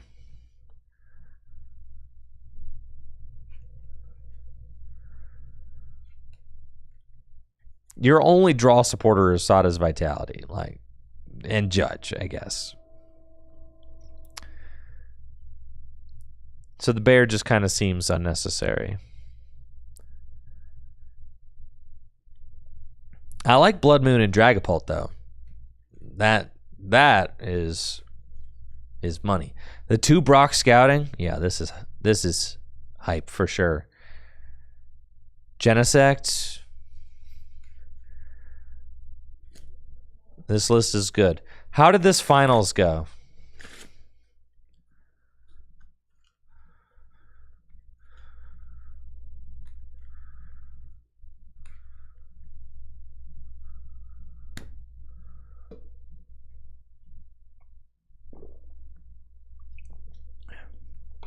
Bolt just dominated.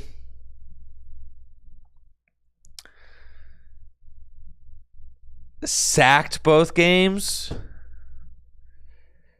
Sheesh. Baby Bolt cleaned up.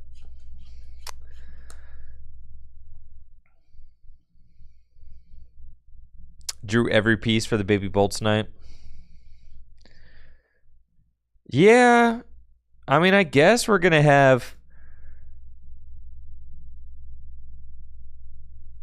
I guess we're going to have Shaman, though, for NAIC, right? That's the difference maker.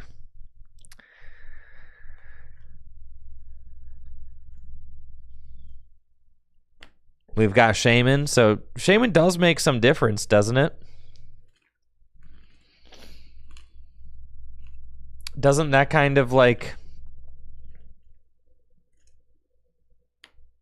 Not only that, we've also got this. The Watchtower.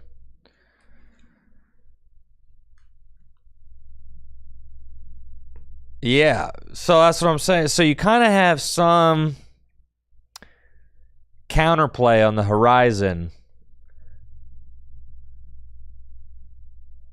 with the Shaman that's got the Flower Curtain ability coming out in Destined Rivals. Also the Watchtower, which turns off colorless Pokemon's abilities. Yeah, I mean, Bolt still did quite well, right, for sure. I mean, second place at the Champions League is second place in, what, another top 8? This deck, I wish someone... No one has explained to me adequately why this deck doesn't suck yet. I haven't had a single person be able to explain to me what the heck is going on here.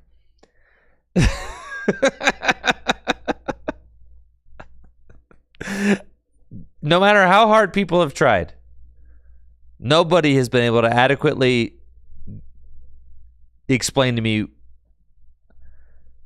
what the heck is going on.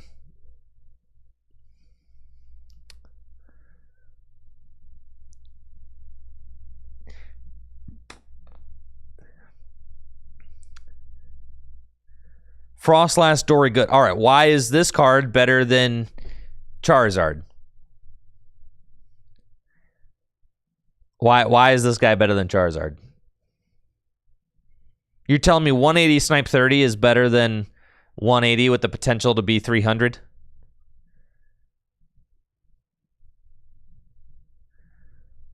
You're telling me 320 hit points is better than...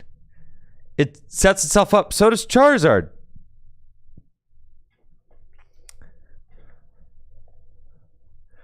Oh, it shares the energy type for Monkey Dory. All right, so you realistically can't play Monkey Dory with Charizard very well. Okay. So he sets himself up. 5 basic darks and attachment. It's ridiculous. All right, you only need 2. Like, what? I look at the game design for like for abilities like this, and I'm just like, what is going on here, dude? Why did you need to accelerate 5 darkness energy and then have an attack that does... Like, what is actually happening here? Like, why?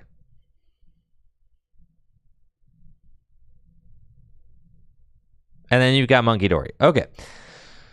So from what I can see, you're just a dark spread deck. Kind of.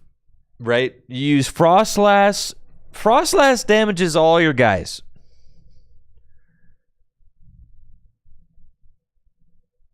It's just a 2-2 Frostlass line.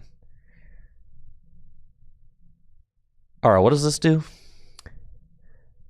All right, that's broken.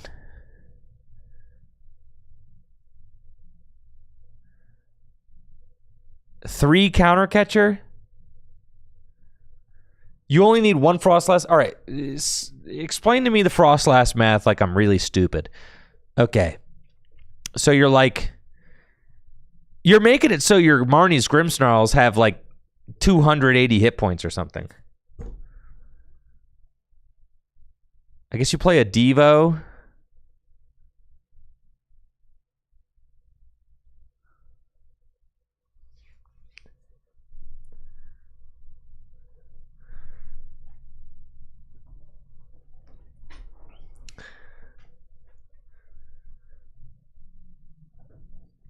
All right, this deck seems broken.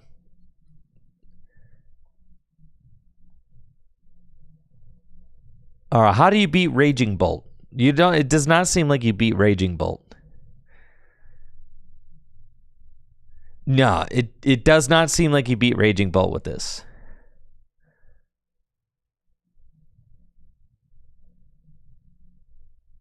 Right? You're weak to grass. Your deck does not do anything to Raging Bolt.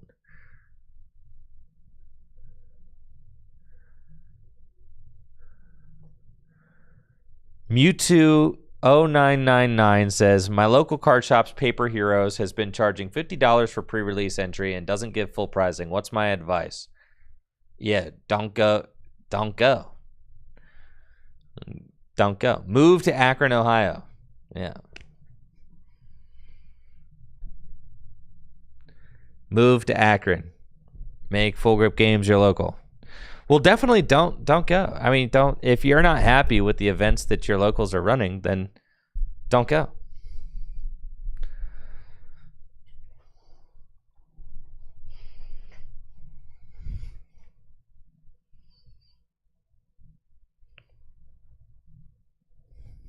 There's Marnie's More Pecco. What the heck does that do?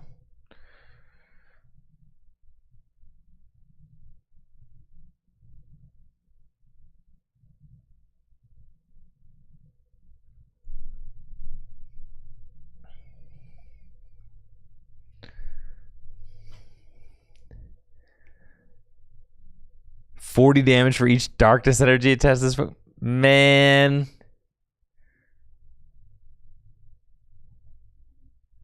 That ain't it, bro. 20 plus 40 more for each darkness. All right, so if you have 3, say you have 5 darkness. I mean, okay. You just got to put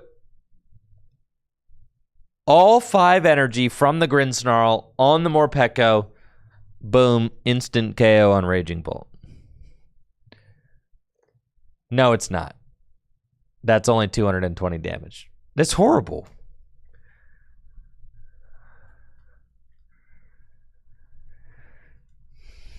Is Rocket's Mewtwo underperforming? Yeah, it's basically non-existent in the Japanese meta, yes.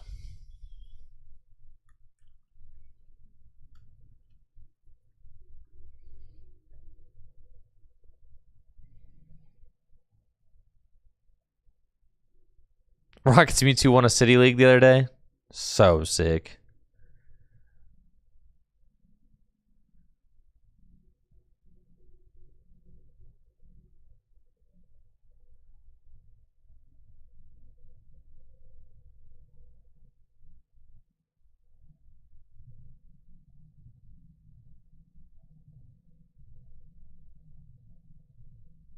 All right.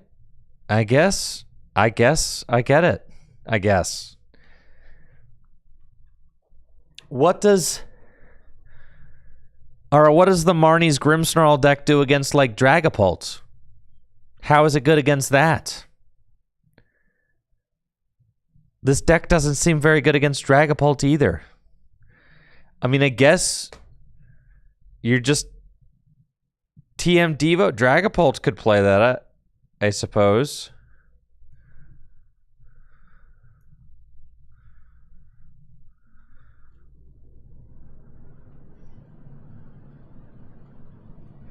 TM Devo, I mean, like, you could play TM Devo and Dragapult. Why is this? Is it because you use Monkey Dory better than they do? That's got to be the answer, right? You use Monkey Dory like really good, so like if they put damage on your guys, you just move it all back. All right, I mean, okay, all right.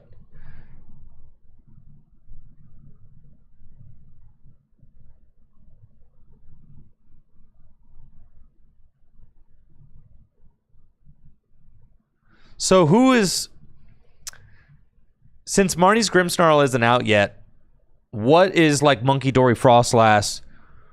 How is that deck being played in current standard right now?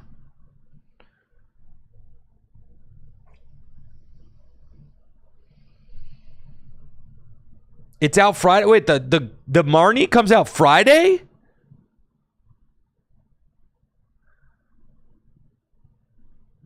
Marnie decks come out on Friday? The battle deck does?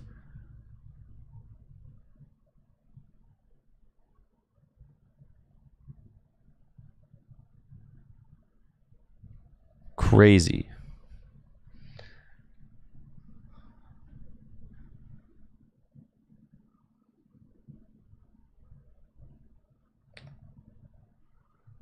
Yo, what's up, Fabio? Shout out to Brazil.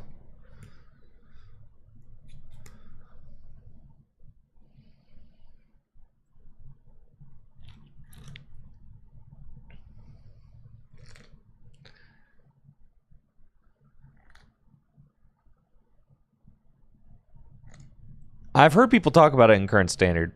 I'm just curious as to how it gets played right now.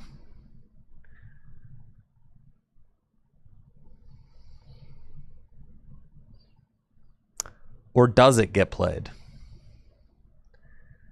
Not at all. No results. I low-key kind of think the Joltik deck is fake. Am I crazy for that?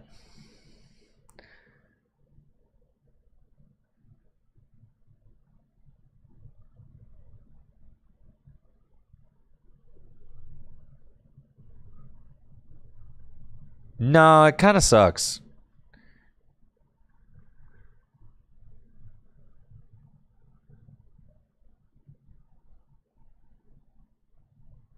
You're not going to see the best players in the game playing Joltik Iron Hands at NAIC. I can guarantee you that. I guarantee it. It's like it's not real, I don't think. And also doesn't give you any like room to really outplay your opponent. You're kind of just like, the deck kind of just plays itself.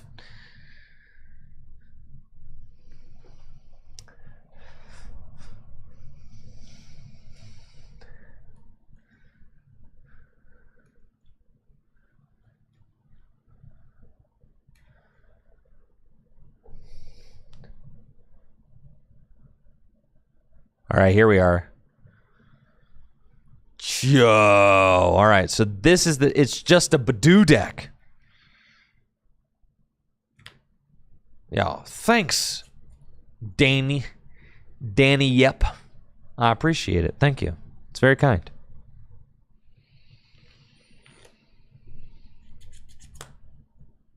You know what? I had Jesse Parker here in the studio the other day, and Jesse was like overlooking at my CRT in the corner of my studio, and is like, "Dang, you got a CRT? I was looking, you got a bunch of DVDs over there."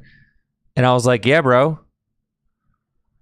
I was like, "How do you think I filmed the intro to the Rocket video?" And he's like, "What do you mean?" I'm like, "How do you think I filmed the intro to the Rocket video, bro? I had to use my CRT with the DVD. I had to burn the video onto a DVD.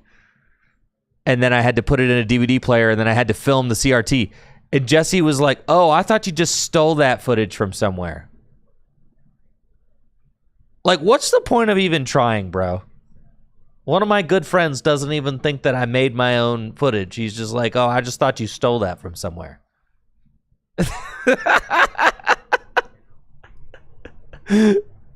What's the point, bro? What's the point of trying?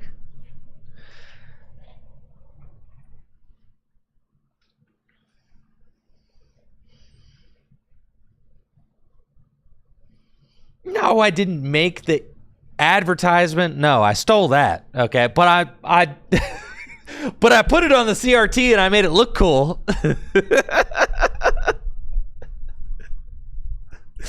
Obviously, I'm referencing the official advertisements. I did steal that, of course.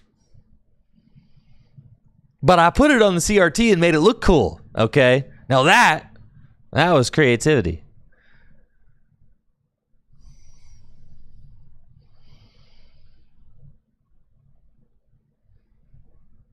All right, so previously you're just playing Maractus and Blood Moon now. Got it, but then the Marnie's Grimmsnarl goes in. Got it.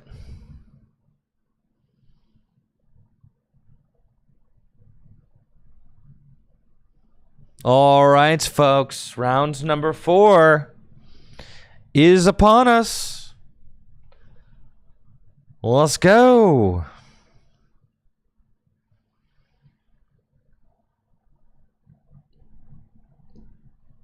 What do we got here?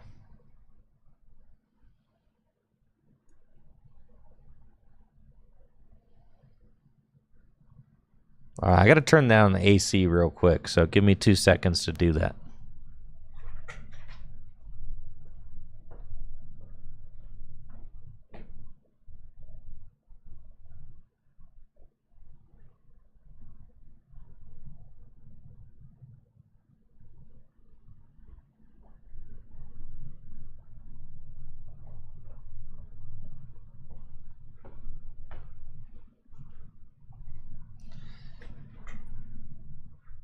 right, I'm back.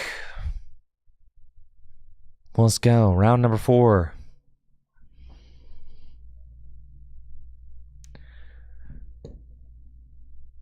Coming right up.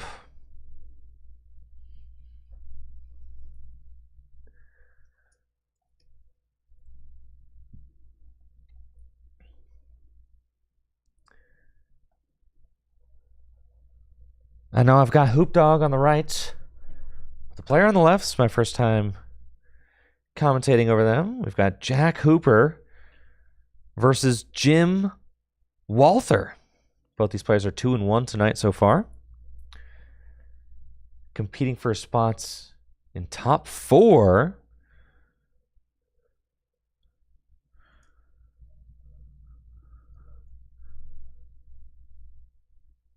Cool.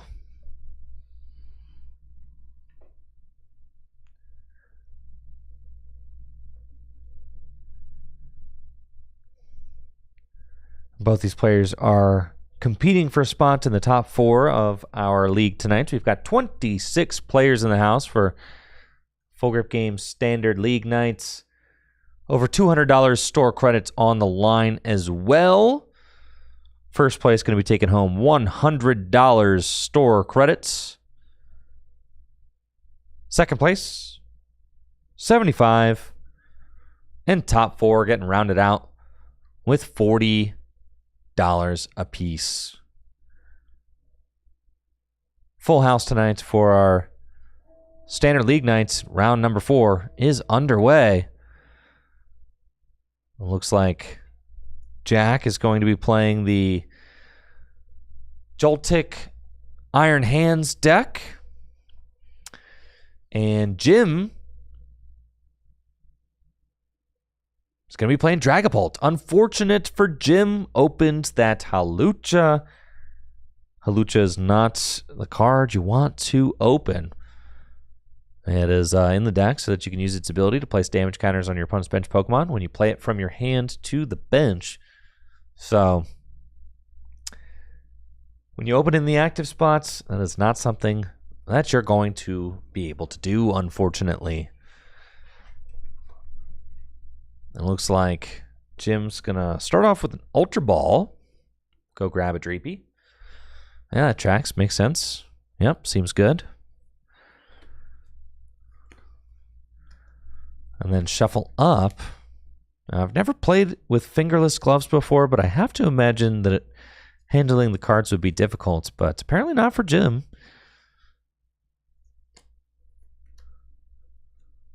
Energy to Dreepy.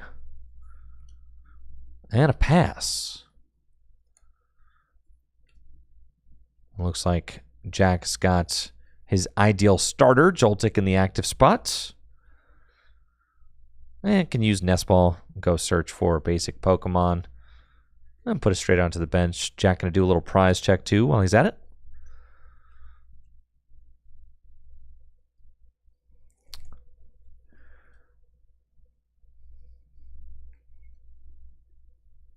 It looks like Jack's going to go for Pikachu, and then has another Nest Ball,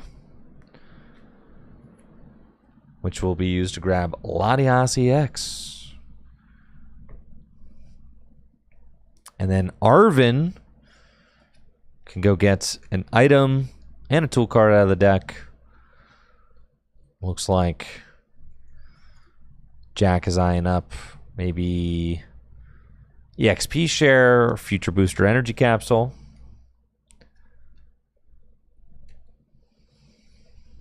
Nope. Actually wants to go get a Pokegear, and that's because Arvin is not actually the supporter that Jack wants right now. So going to get Pokegear and EXP Share because Arvin's not that great in this current hand. So the hope is that Arvin can grab Pokegear, and then Pokegear can go get a stronger supporter for turn.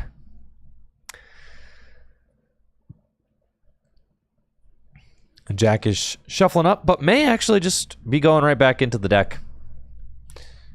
Oh, looks like Pokegear is actually going to get played right this second. And that makes sense because it's possible that Jack could get item locked with Badoo. So heads up play. Ah, and yes, classic. It's just another Arven. Yes. So sad. Jolting Charge, though, will allow Jack to search the deck for 2 lightning, 2 grass energy, attach them to his bench Pokemon.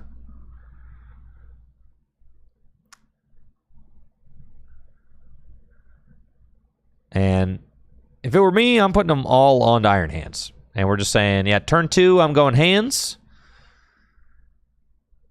Yep, and 3 of them go onto the hands.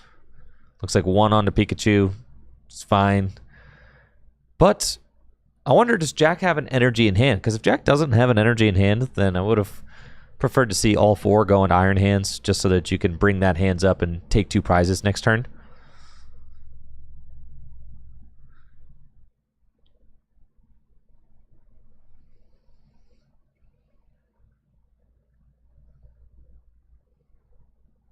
This is kind of one of the things that I dislike the most about the Joltik deck is that it just plays these 4 Arven that are really only good on the first turn of the game. And then they don't really do anything for you the rest of the game. I've heard people say, like, all right, Arven gets you the turn 1 Joltik, and then Arven at some point later in the game will get you Prime Catcher, and then you only have to figure out, you know, the rest of the game from there. I suppose so. It still just feels extremely underwhelming. And I can't tell you how often I see Arven get played on stream, and it's just like the Arvens are just not really doing anything. All right, so Crispin is going to get played.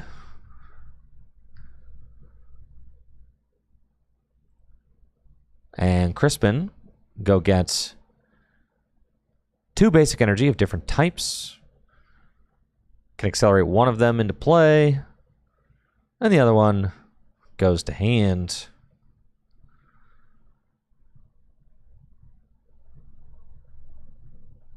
Going to be a Psychic and probably a Fire. Could go Darkness. Yep.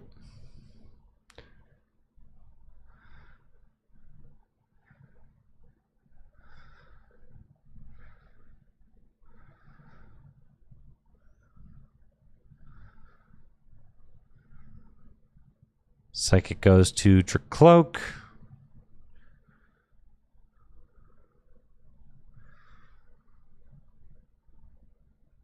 And Recon Directive, look at the top 2. Does find Professor's Research there, but has already played Crispin for turn. Research, I think, goes to hand.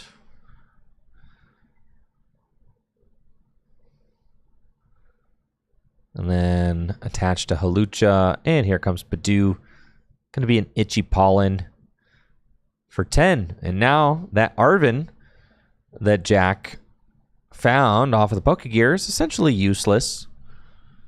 It can go get a tool card that can come into play, but item cannot go into play, which is why I wanted to see Jack accelerate all 4 of those energy onto Iron Hands, because now Iron Hands can go up and attack, but you would rather amp for 2. So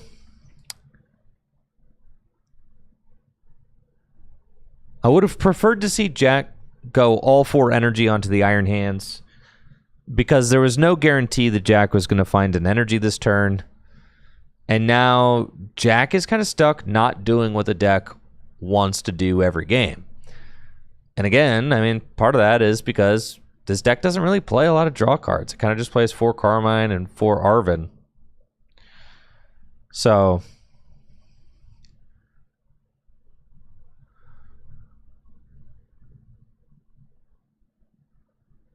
we see Arven's going to get another future booster, and Pokegear that cannot get played. And I mean, you could jolting charge again. It just feels so bad, right? I mean, like, are we really going to jolting charge again? Like, Jack could have been taking 2 prizes with Iron Hands this turn. But instead, now you're weighing, all right, am I going to arm press for 1? And it looks like it is going to be another jolting charge.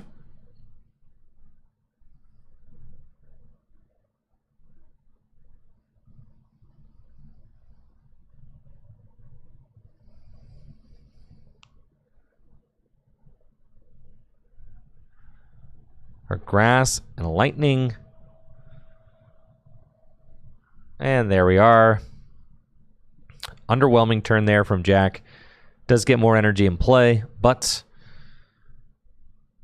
this deck is supposed to be the aggressive deck, supposed to be the deck that goes up multiple prizes early on, and instead now these 2 decks are almost on equal footing, as Jim was able to pile 2 energy onto Dracloak. Could evolve into Dragapult this turn. Professor's Research going to discard Monkey Dory. Draw 7 cards.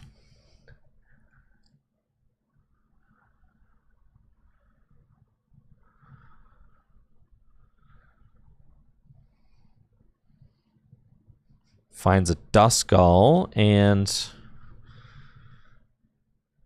Buddy Poffin. Thin the deck a little bit more. Go grab another Pokemon with 70 hit points or less. Maybe another Duskull. Maybe another Dreepy. Probably another Dreepy. Yep. And then Recon Directive. I didn't see an Ultra Ball or a Dragapult in Jim's hand so far. So, going to have to rely on that Recon Directive to dig and find it. All right, now just reshuffle. Reshuffle. Yeah, give that another shuffle. Yeah, shuffle that. All right, good.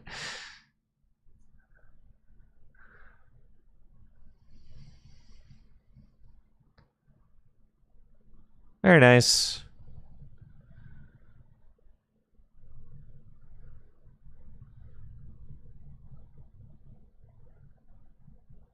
Jamming Tower. We got Recon Directive. Look at the top 2. Nestball and Crispin, so no go there. Doesn't find another Dracloak either, so unable to evolve the second Dreepy up into play. And actually, looks like Jack's kind of bailed out there. Jim had a relatively mid-turn, didn't get an energy down, didn't get another Dracloak down. Like, honestly, didn't do hardly anything to advance their board except for get another Duskull and Dreepy down. So that's it. So really, Jack got bailed out there as Jim also had a slow turn. So now Jack can just retreat and amp. Free retreats on the Joltik. And here we go. 4 energy Iron Hands EX. Moving into the active spot. Amp you very much. 140 damage with the Future Booster Energy Capsule and 2 prizes taken.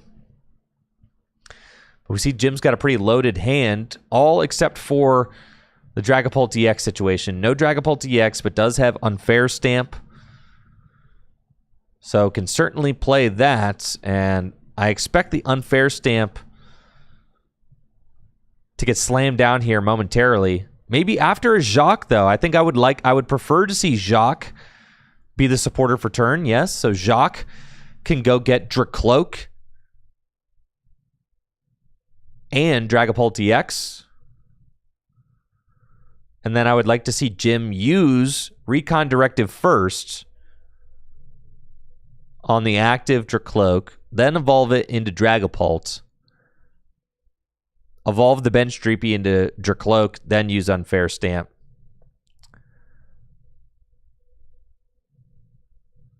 There we go. Recon Directive, good sequencing there. Keep the counter catcher.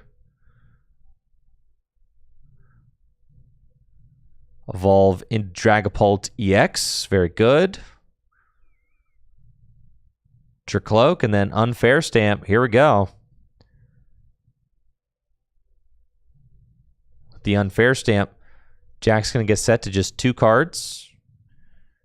Jim's going to get another 5, and then get to Recon Directive on top of it. We see Jim kind of weighing this decision.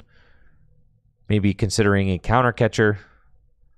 I do think getting damage onto this Iron Hand's very important. This is fine. Counter catcher, Latias.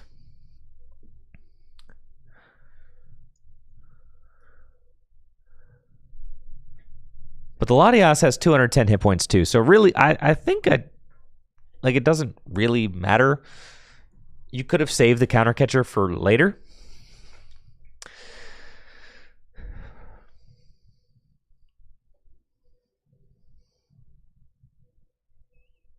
But the Unfair Stamp is getting played.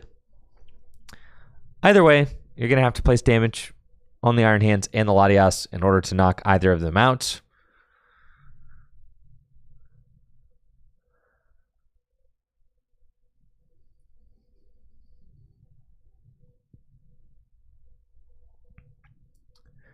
Jack's going to get 2. Jim gets 5.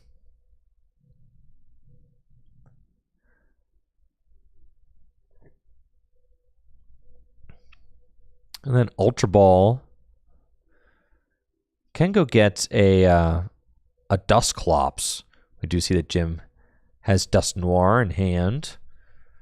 So next turn could have a pretty explosive play. Get it with Curse Blast.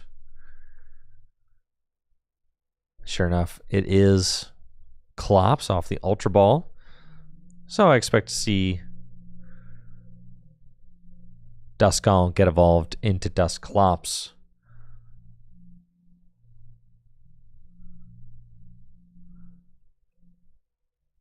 Now, something interesting there, I think, as far as sequencing goes, I would have actually preferred to see Jim use Recon Directive first, I think, before using the Ultra Ball.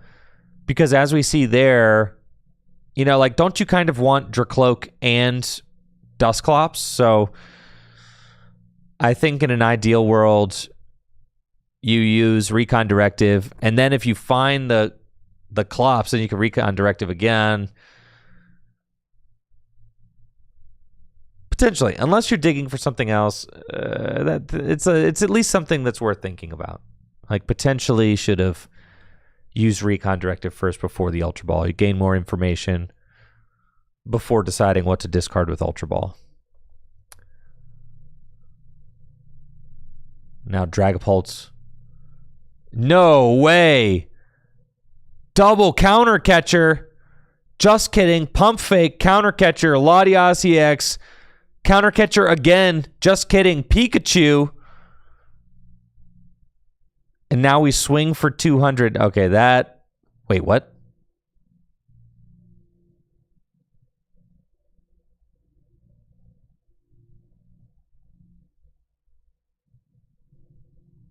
It's going to be a Phantom Dive, right? Yeah, all right. All right, I cannot co-sign on the double counter catcher play, but what can I say? It looks like Jim changed his mind.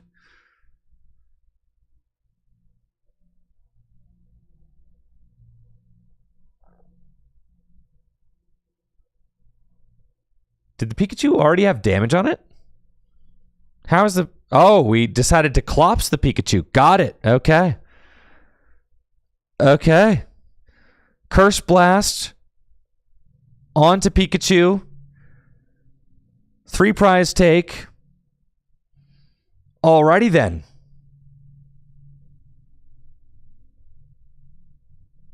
Jack's got Nest Ball. And keep in mind, that, this Joltik deck does play 4 copies of Boss's Orders. So we could definitely see Boss's Orders get found here, and then all Jack would need is Blood Moon or Saluna, clean up the game. That's it, right?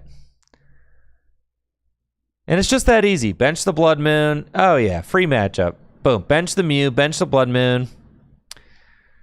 Boss's Orders, take 2 prizes.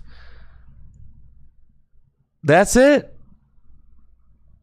Jim can't take 3 prizes in 2 turns, or in 1 turn. Yeah, boss up the other Dracloak. Bench the Mew, though. I think I would have liked to see the Mew get benched, just to have another draw out, right? Because you could get Iono to 1 here, and then being able to Mew to 3, and then use Fez. I think it's just a huge mistake not to bench the Mew. Because there's no way for Jim to take 3 prizes. The Mew is just as susceptible as the Latias on the bench.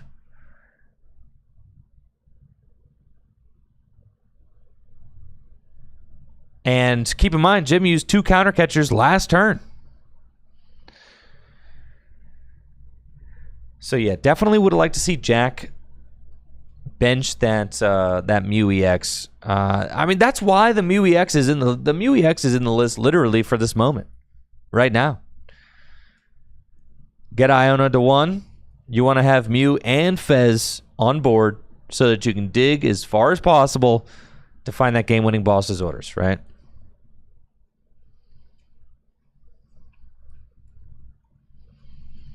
It looks like Jim just has Arven.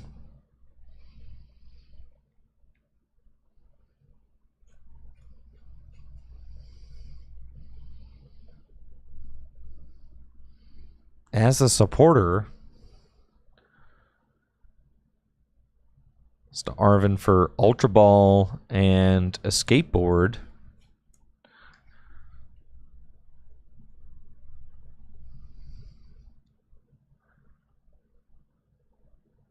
And Ultra Ball, discard Dustnor. And what are we getting off this Ultra Ball? Gonna be another Dragapulse.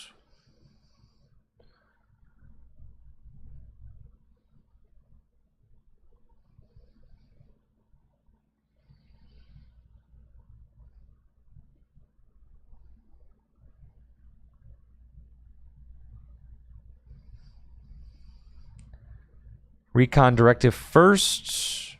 And there's Iono. And that's like another thing. I think I would have preferred to see Jim use Recon Directive before going for the Arven, because Arven didn't really do anything this turn, but Iono would have been, I think, a stronger play. And then ended up finding Iono off the Recon Directive, so I think you probably want to... You actually want to Recon Directive first, gain all your options, and then decide what supporter to play.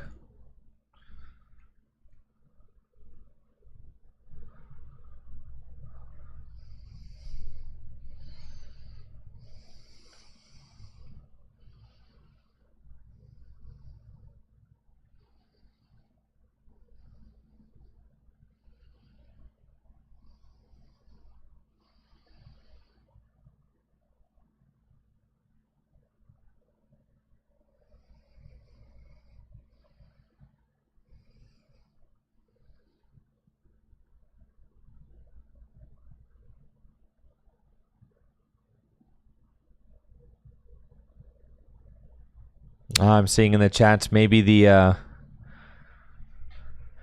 Yes, Jim did support her already. Seeing in the chats maybe the gloves could be for joint pain.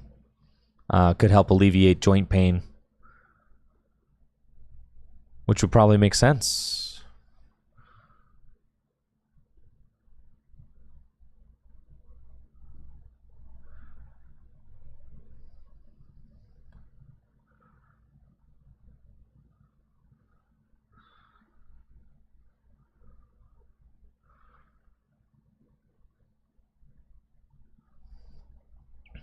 All right. Phantom Dive. Gonna knock out the Iron Hands EX. And then 6 damage counters getting placed onto Jack's bench Pokemon. But all Jack has to do is find boss's orders. That Blood Moon Ursaluna will be able to take the game. So let's see. Can Jack find boss? And yes, there are 2. Boss Fez. And that is game. Jack going to take the win. Advance to 3-1 here at Full Grip Games League Nights with the Joltik Iron Hands deck. GG's. Jack still in the running to make top 4 tonight. Have a shot. That top 4 store credits. Of course, we've got $100 store credit going to tonight's winner. $75 going to second place, and $40 to each of our top 4 finishers. Yes. Very exciting night indeed. Joltik Iron Hands. You know, as someone who hasn't played a lot of standard format this year, maybe Joltik Iron Hands is the perfect deck for me heading into NAIC. The deck plays itself. Should be pretty solid. At least that was the report that I got from Riley, who played it at the Milwaukee Regional Championships. But I don't think Riley had a very glowing review. He said that it is he said it was very fine. So bring Chen Pao back? All right, if we're bringing Chen Pao back, I'm game for sure. Chen Pao can use Gigas? What do you mean Chen Pao can use Gigas? Oh, Jewel Breaker? Jewel Breaker, dude?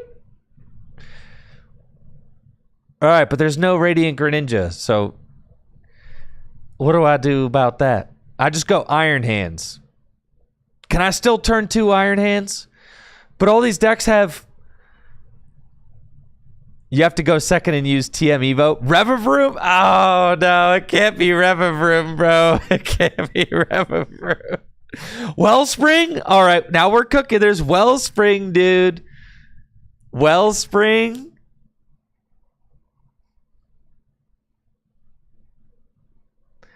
You got to go second, use TM Evo. All right, here's the deal. Because you've got Chen Pao, so you can, like, you're guaranteed the energy to use the TM Evo on the Chen Pao. Broken, dude. Broken. Absolutely broken. Craziness. All right, folks, looks like round number 4 is wrapping up here at the shop. Y'all hang tight. I'm going to take a quick break. Round 5 is going up right this very second. I'll be right back with round 5 in just a moment, folks. Don't go anywhere.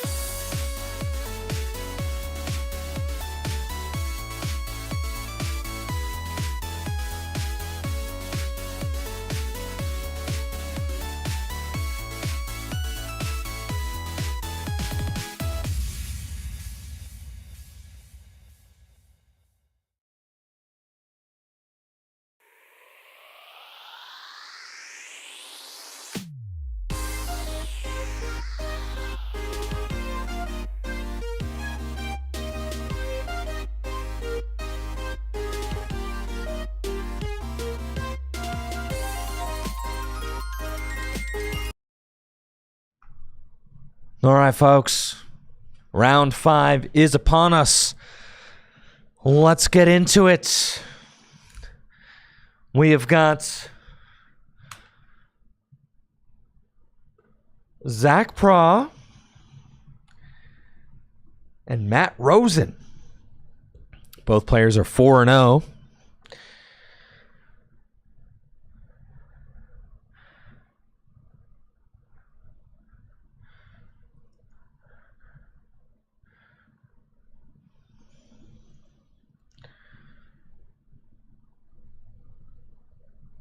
Let's go.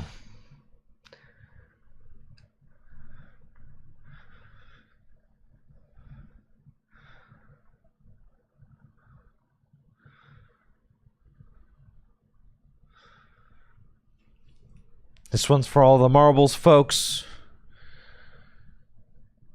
These are the only two 4-0s at League tonight. 26 players. Looks like Dylan Ryan actually is third seed currently with a record of 3-1 and some pretty good resistance. Austin Charles also 3-1 so far. Those are Austin Charles, the only 3-1 that we haven't seen on stream yet. Let's get our final round underway. Going to be Matt Rosen with the Miraidon Joltik Lightning Special. And Zach, you already know what Zach is playing. That's right. It's got to be Raging Bolt EX. Matt going to start things off with a tandem unit on Miraidon. Search the deck for 2 lightning Pokemon. Put them onto the bench. Going to be Pikachu and an Iron Hands. That looks to be about right. Nest Ball as well. And go get a Latias. Or a Mew. Or a Fez. Yeah, Latias makes sense.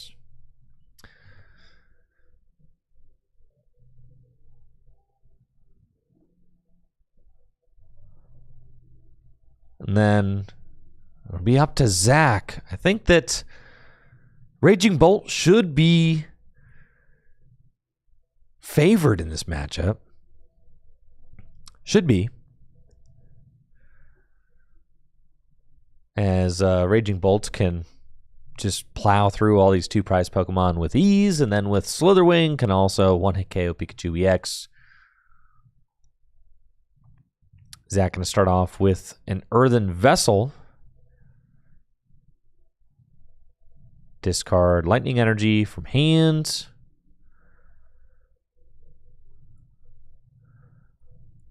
And then we also see Zach's got an Ultra Ball in hand as well. And Zach's going to take a think for a second. Get a Fighting and a Lightning out of the deck. Ultra Ball. Discard Fighting and Grass. I could go get a Raging Bolt EX.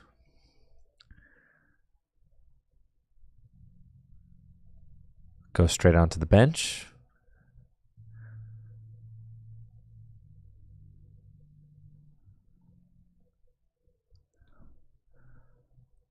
Sada's Vitality, only going to accelerate 1 energy into play. Zach doesn't have 2 ancient Pokemon, so just go into the Raging Bolt EX, draw 3.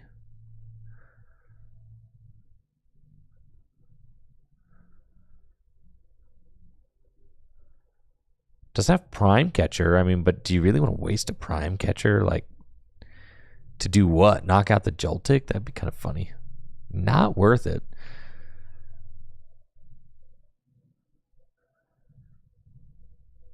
Nest Ball, gonna get Teal Mask Ogerpon.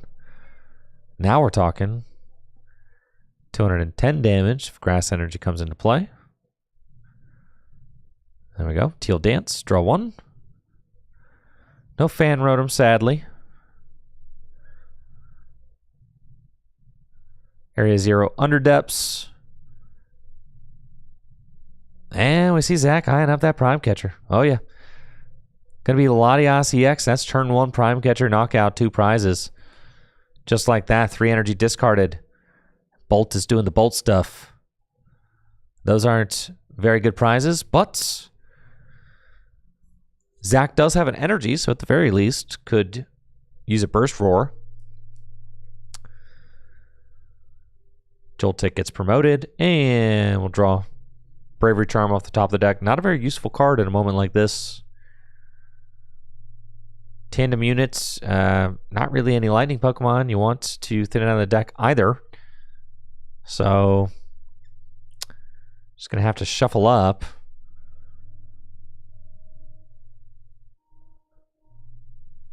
And then Jolting Charge will accelerate 4 energy into play. So, really no need to shuffle because we're going right back into this deck.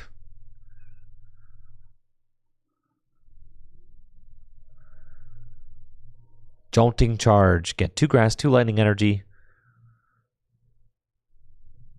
And put them onto the bench Pokemon. There we go. Jolting Charge.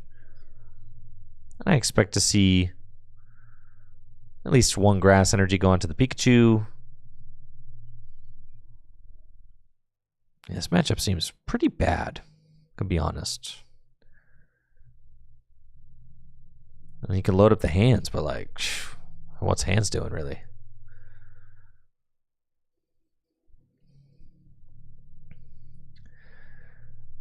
Three energy on Iron Hands. 1 grass onto Pikachu. Zach doesn't have the best hand right now, though, from what I can tell. So here we go. Draw. And Crispin. Yep. All right, we're chilling. Just like that, Zach right back in it. Can stream another knockout if they choose to. Slitherwing. Great find as well. Could put that onto the bench. Slitherwing is the Raging Bolt deck's answer to Pikachu EX. Pikachu EX has the Resolute Heart ability, which makes it so it cannot be one-hit KO'd by damage from an attack if it has full HP. Slitherwing circumvents that because its Burning Turbulence attack, or whatever it's called, does 120 damage and inflicts burn. And the damage, 1-hit KOs Pikachu, since Slitherwing is a fighting type Pokemon. Pikachu is weak to fighting. But then the Resolute Heart ability activates and saves Pikachu, but then the burn activates and then knocks Pikachu out between turns.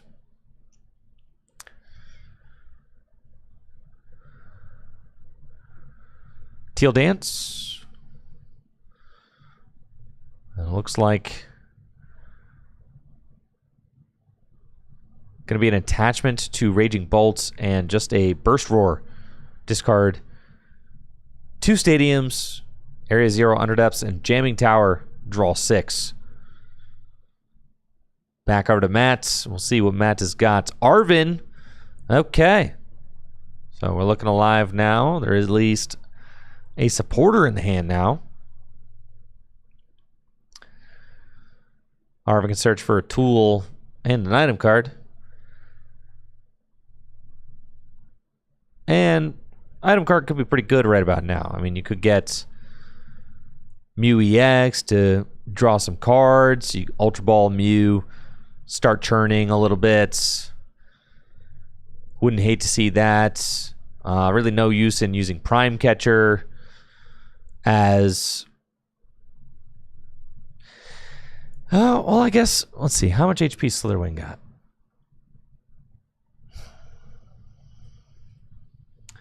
Yeah, Slitherwing got 140 hit points. It's freaking huge. All right. So, yeah. Prime Catcher would be pretty pointless. Well, not if...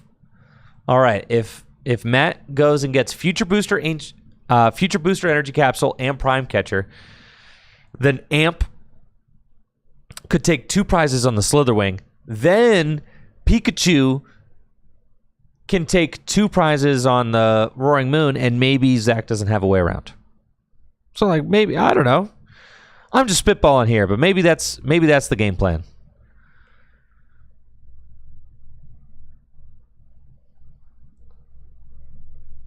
Yeah. Matt does have Arvin. So, I mean, like, could have made that play happen. You could go Prime Catcher, Future Booster.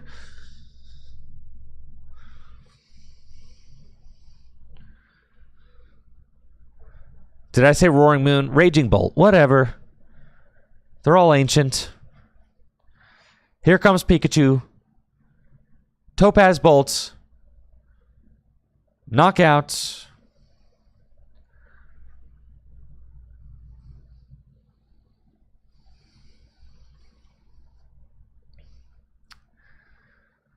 Zach should have a pretty decent hand now.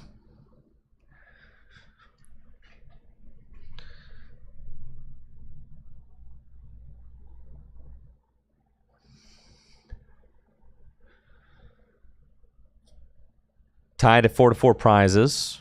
Thank you, RTion7 for that Prime sub over on Twitch. Appreciate the support. Thanks. Glad you're enjoying the stream.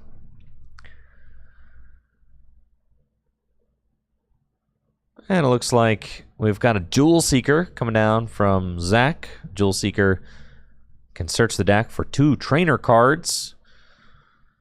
So long as there's a Terra Pokemon in play. Teal Mask Ogerpon EX is a Terra Pokemon. So, Zach's going to be good for 2 trainer cards. Looks like it's going to be Earthen Vessel and Professor Sada's Vitality. Those cards will go to hand.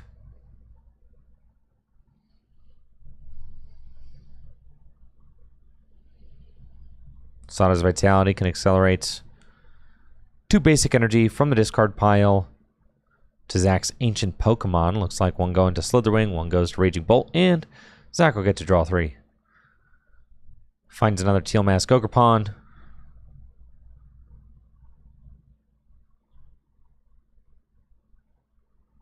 There is an Area 0 under depths in play, so it's pretty safe to bench. Zach's got a Nest Ball 2, could play it for a Pheasantipity just to get that down. Or Mew EX, just some sort of board stability, right? Yeah, I really like getting the Pheasantipity here. I think that makes sense. Just assume that the Iron Hands is going to amp this Slitherwing. And then Zach is going to take the knockout on Pikachu with Slitherwing's Burning Turbulence.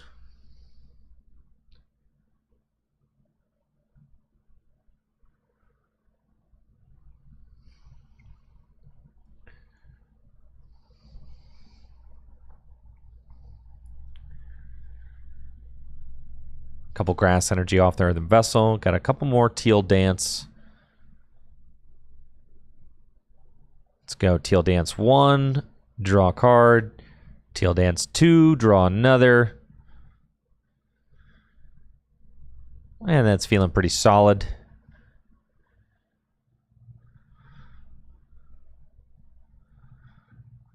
Flip the script for 3 more. Raging Bolt is broken, guys. Why aren't we all just playing Raging Bolt? What does Raging Bolt even lose to? Deck is nuts.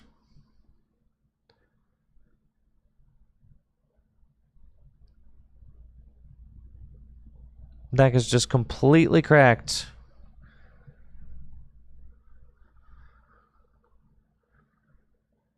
It's a basic Pokemon with 240 hit points and no weakness that one hit KOs everything.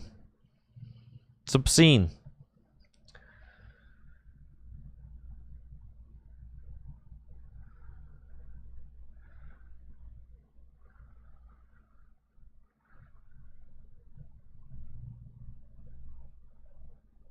All right, just like that. Zach got any more cards they want to play? Looks like Hoot Hoot down. And that's going to do it. Burning Turbulence.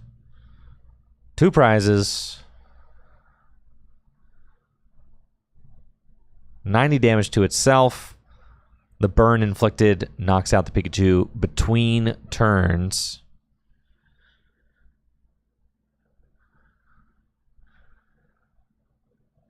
And then Matt's looking like they're in a really tight spot here.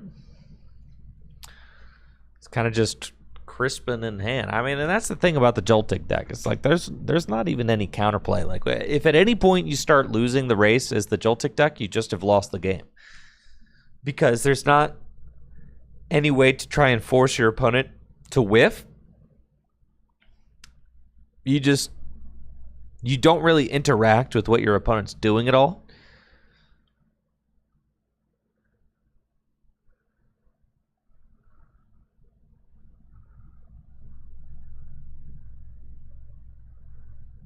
So it looks like Matt just has to play Arvin for turn, which all but guarantees Zach is going to be able to use.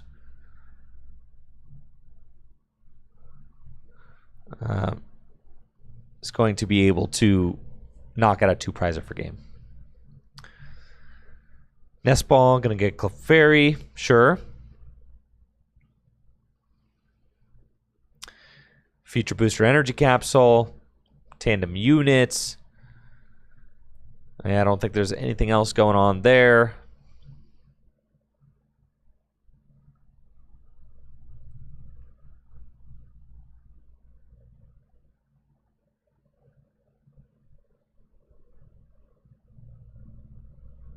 Energy attachment from hand, and that's going to be an Amp You Very Much for 2 prizes, and all Zach has to do is take a 1-hit KO with Raging Bolts. Any either fighting or lightning energy in hand will do it, but no, Zach wants to flex, take the knockouts with the Teal Mask Ogerpon for win. Oh no, here's Daisy's help. Good God, no, not the Daisy's help for game. You've got to be kidding me. Zach going to get Daisy's help off of the Jewel Seeker. Here it comes, folks.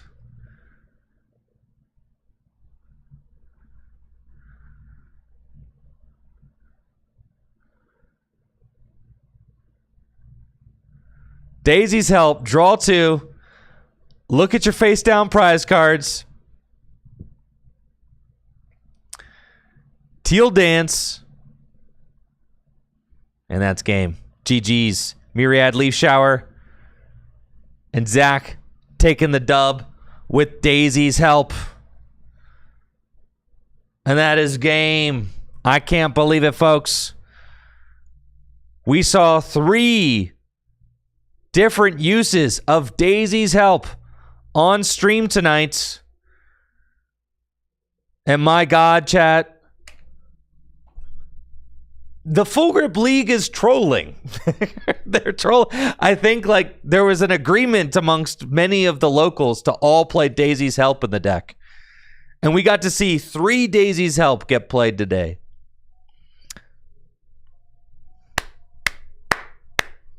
Good troll. Good troll. Full Grip Games League. I'm proud of you. Well done. Well done. Well done. All right. Congratulations to Zach Prawn. Another win with Raging Bolts. That's going to do it for tonight's stream, but I'll be back tomorrow night for Gym Leader Challenge League at Full Grip Games. And then Friday night at midnight, we've got the Destined Rivals pre-release happening at midnight.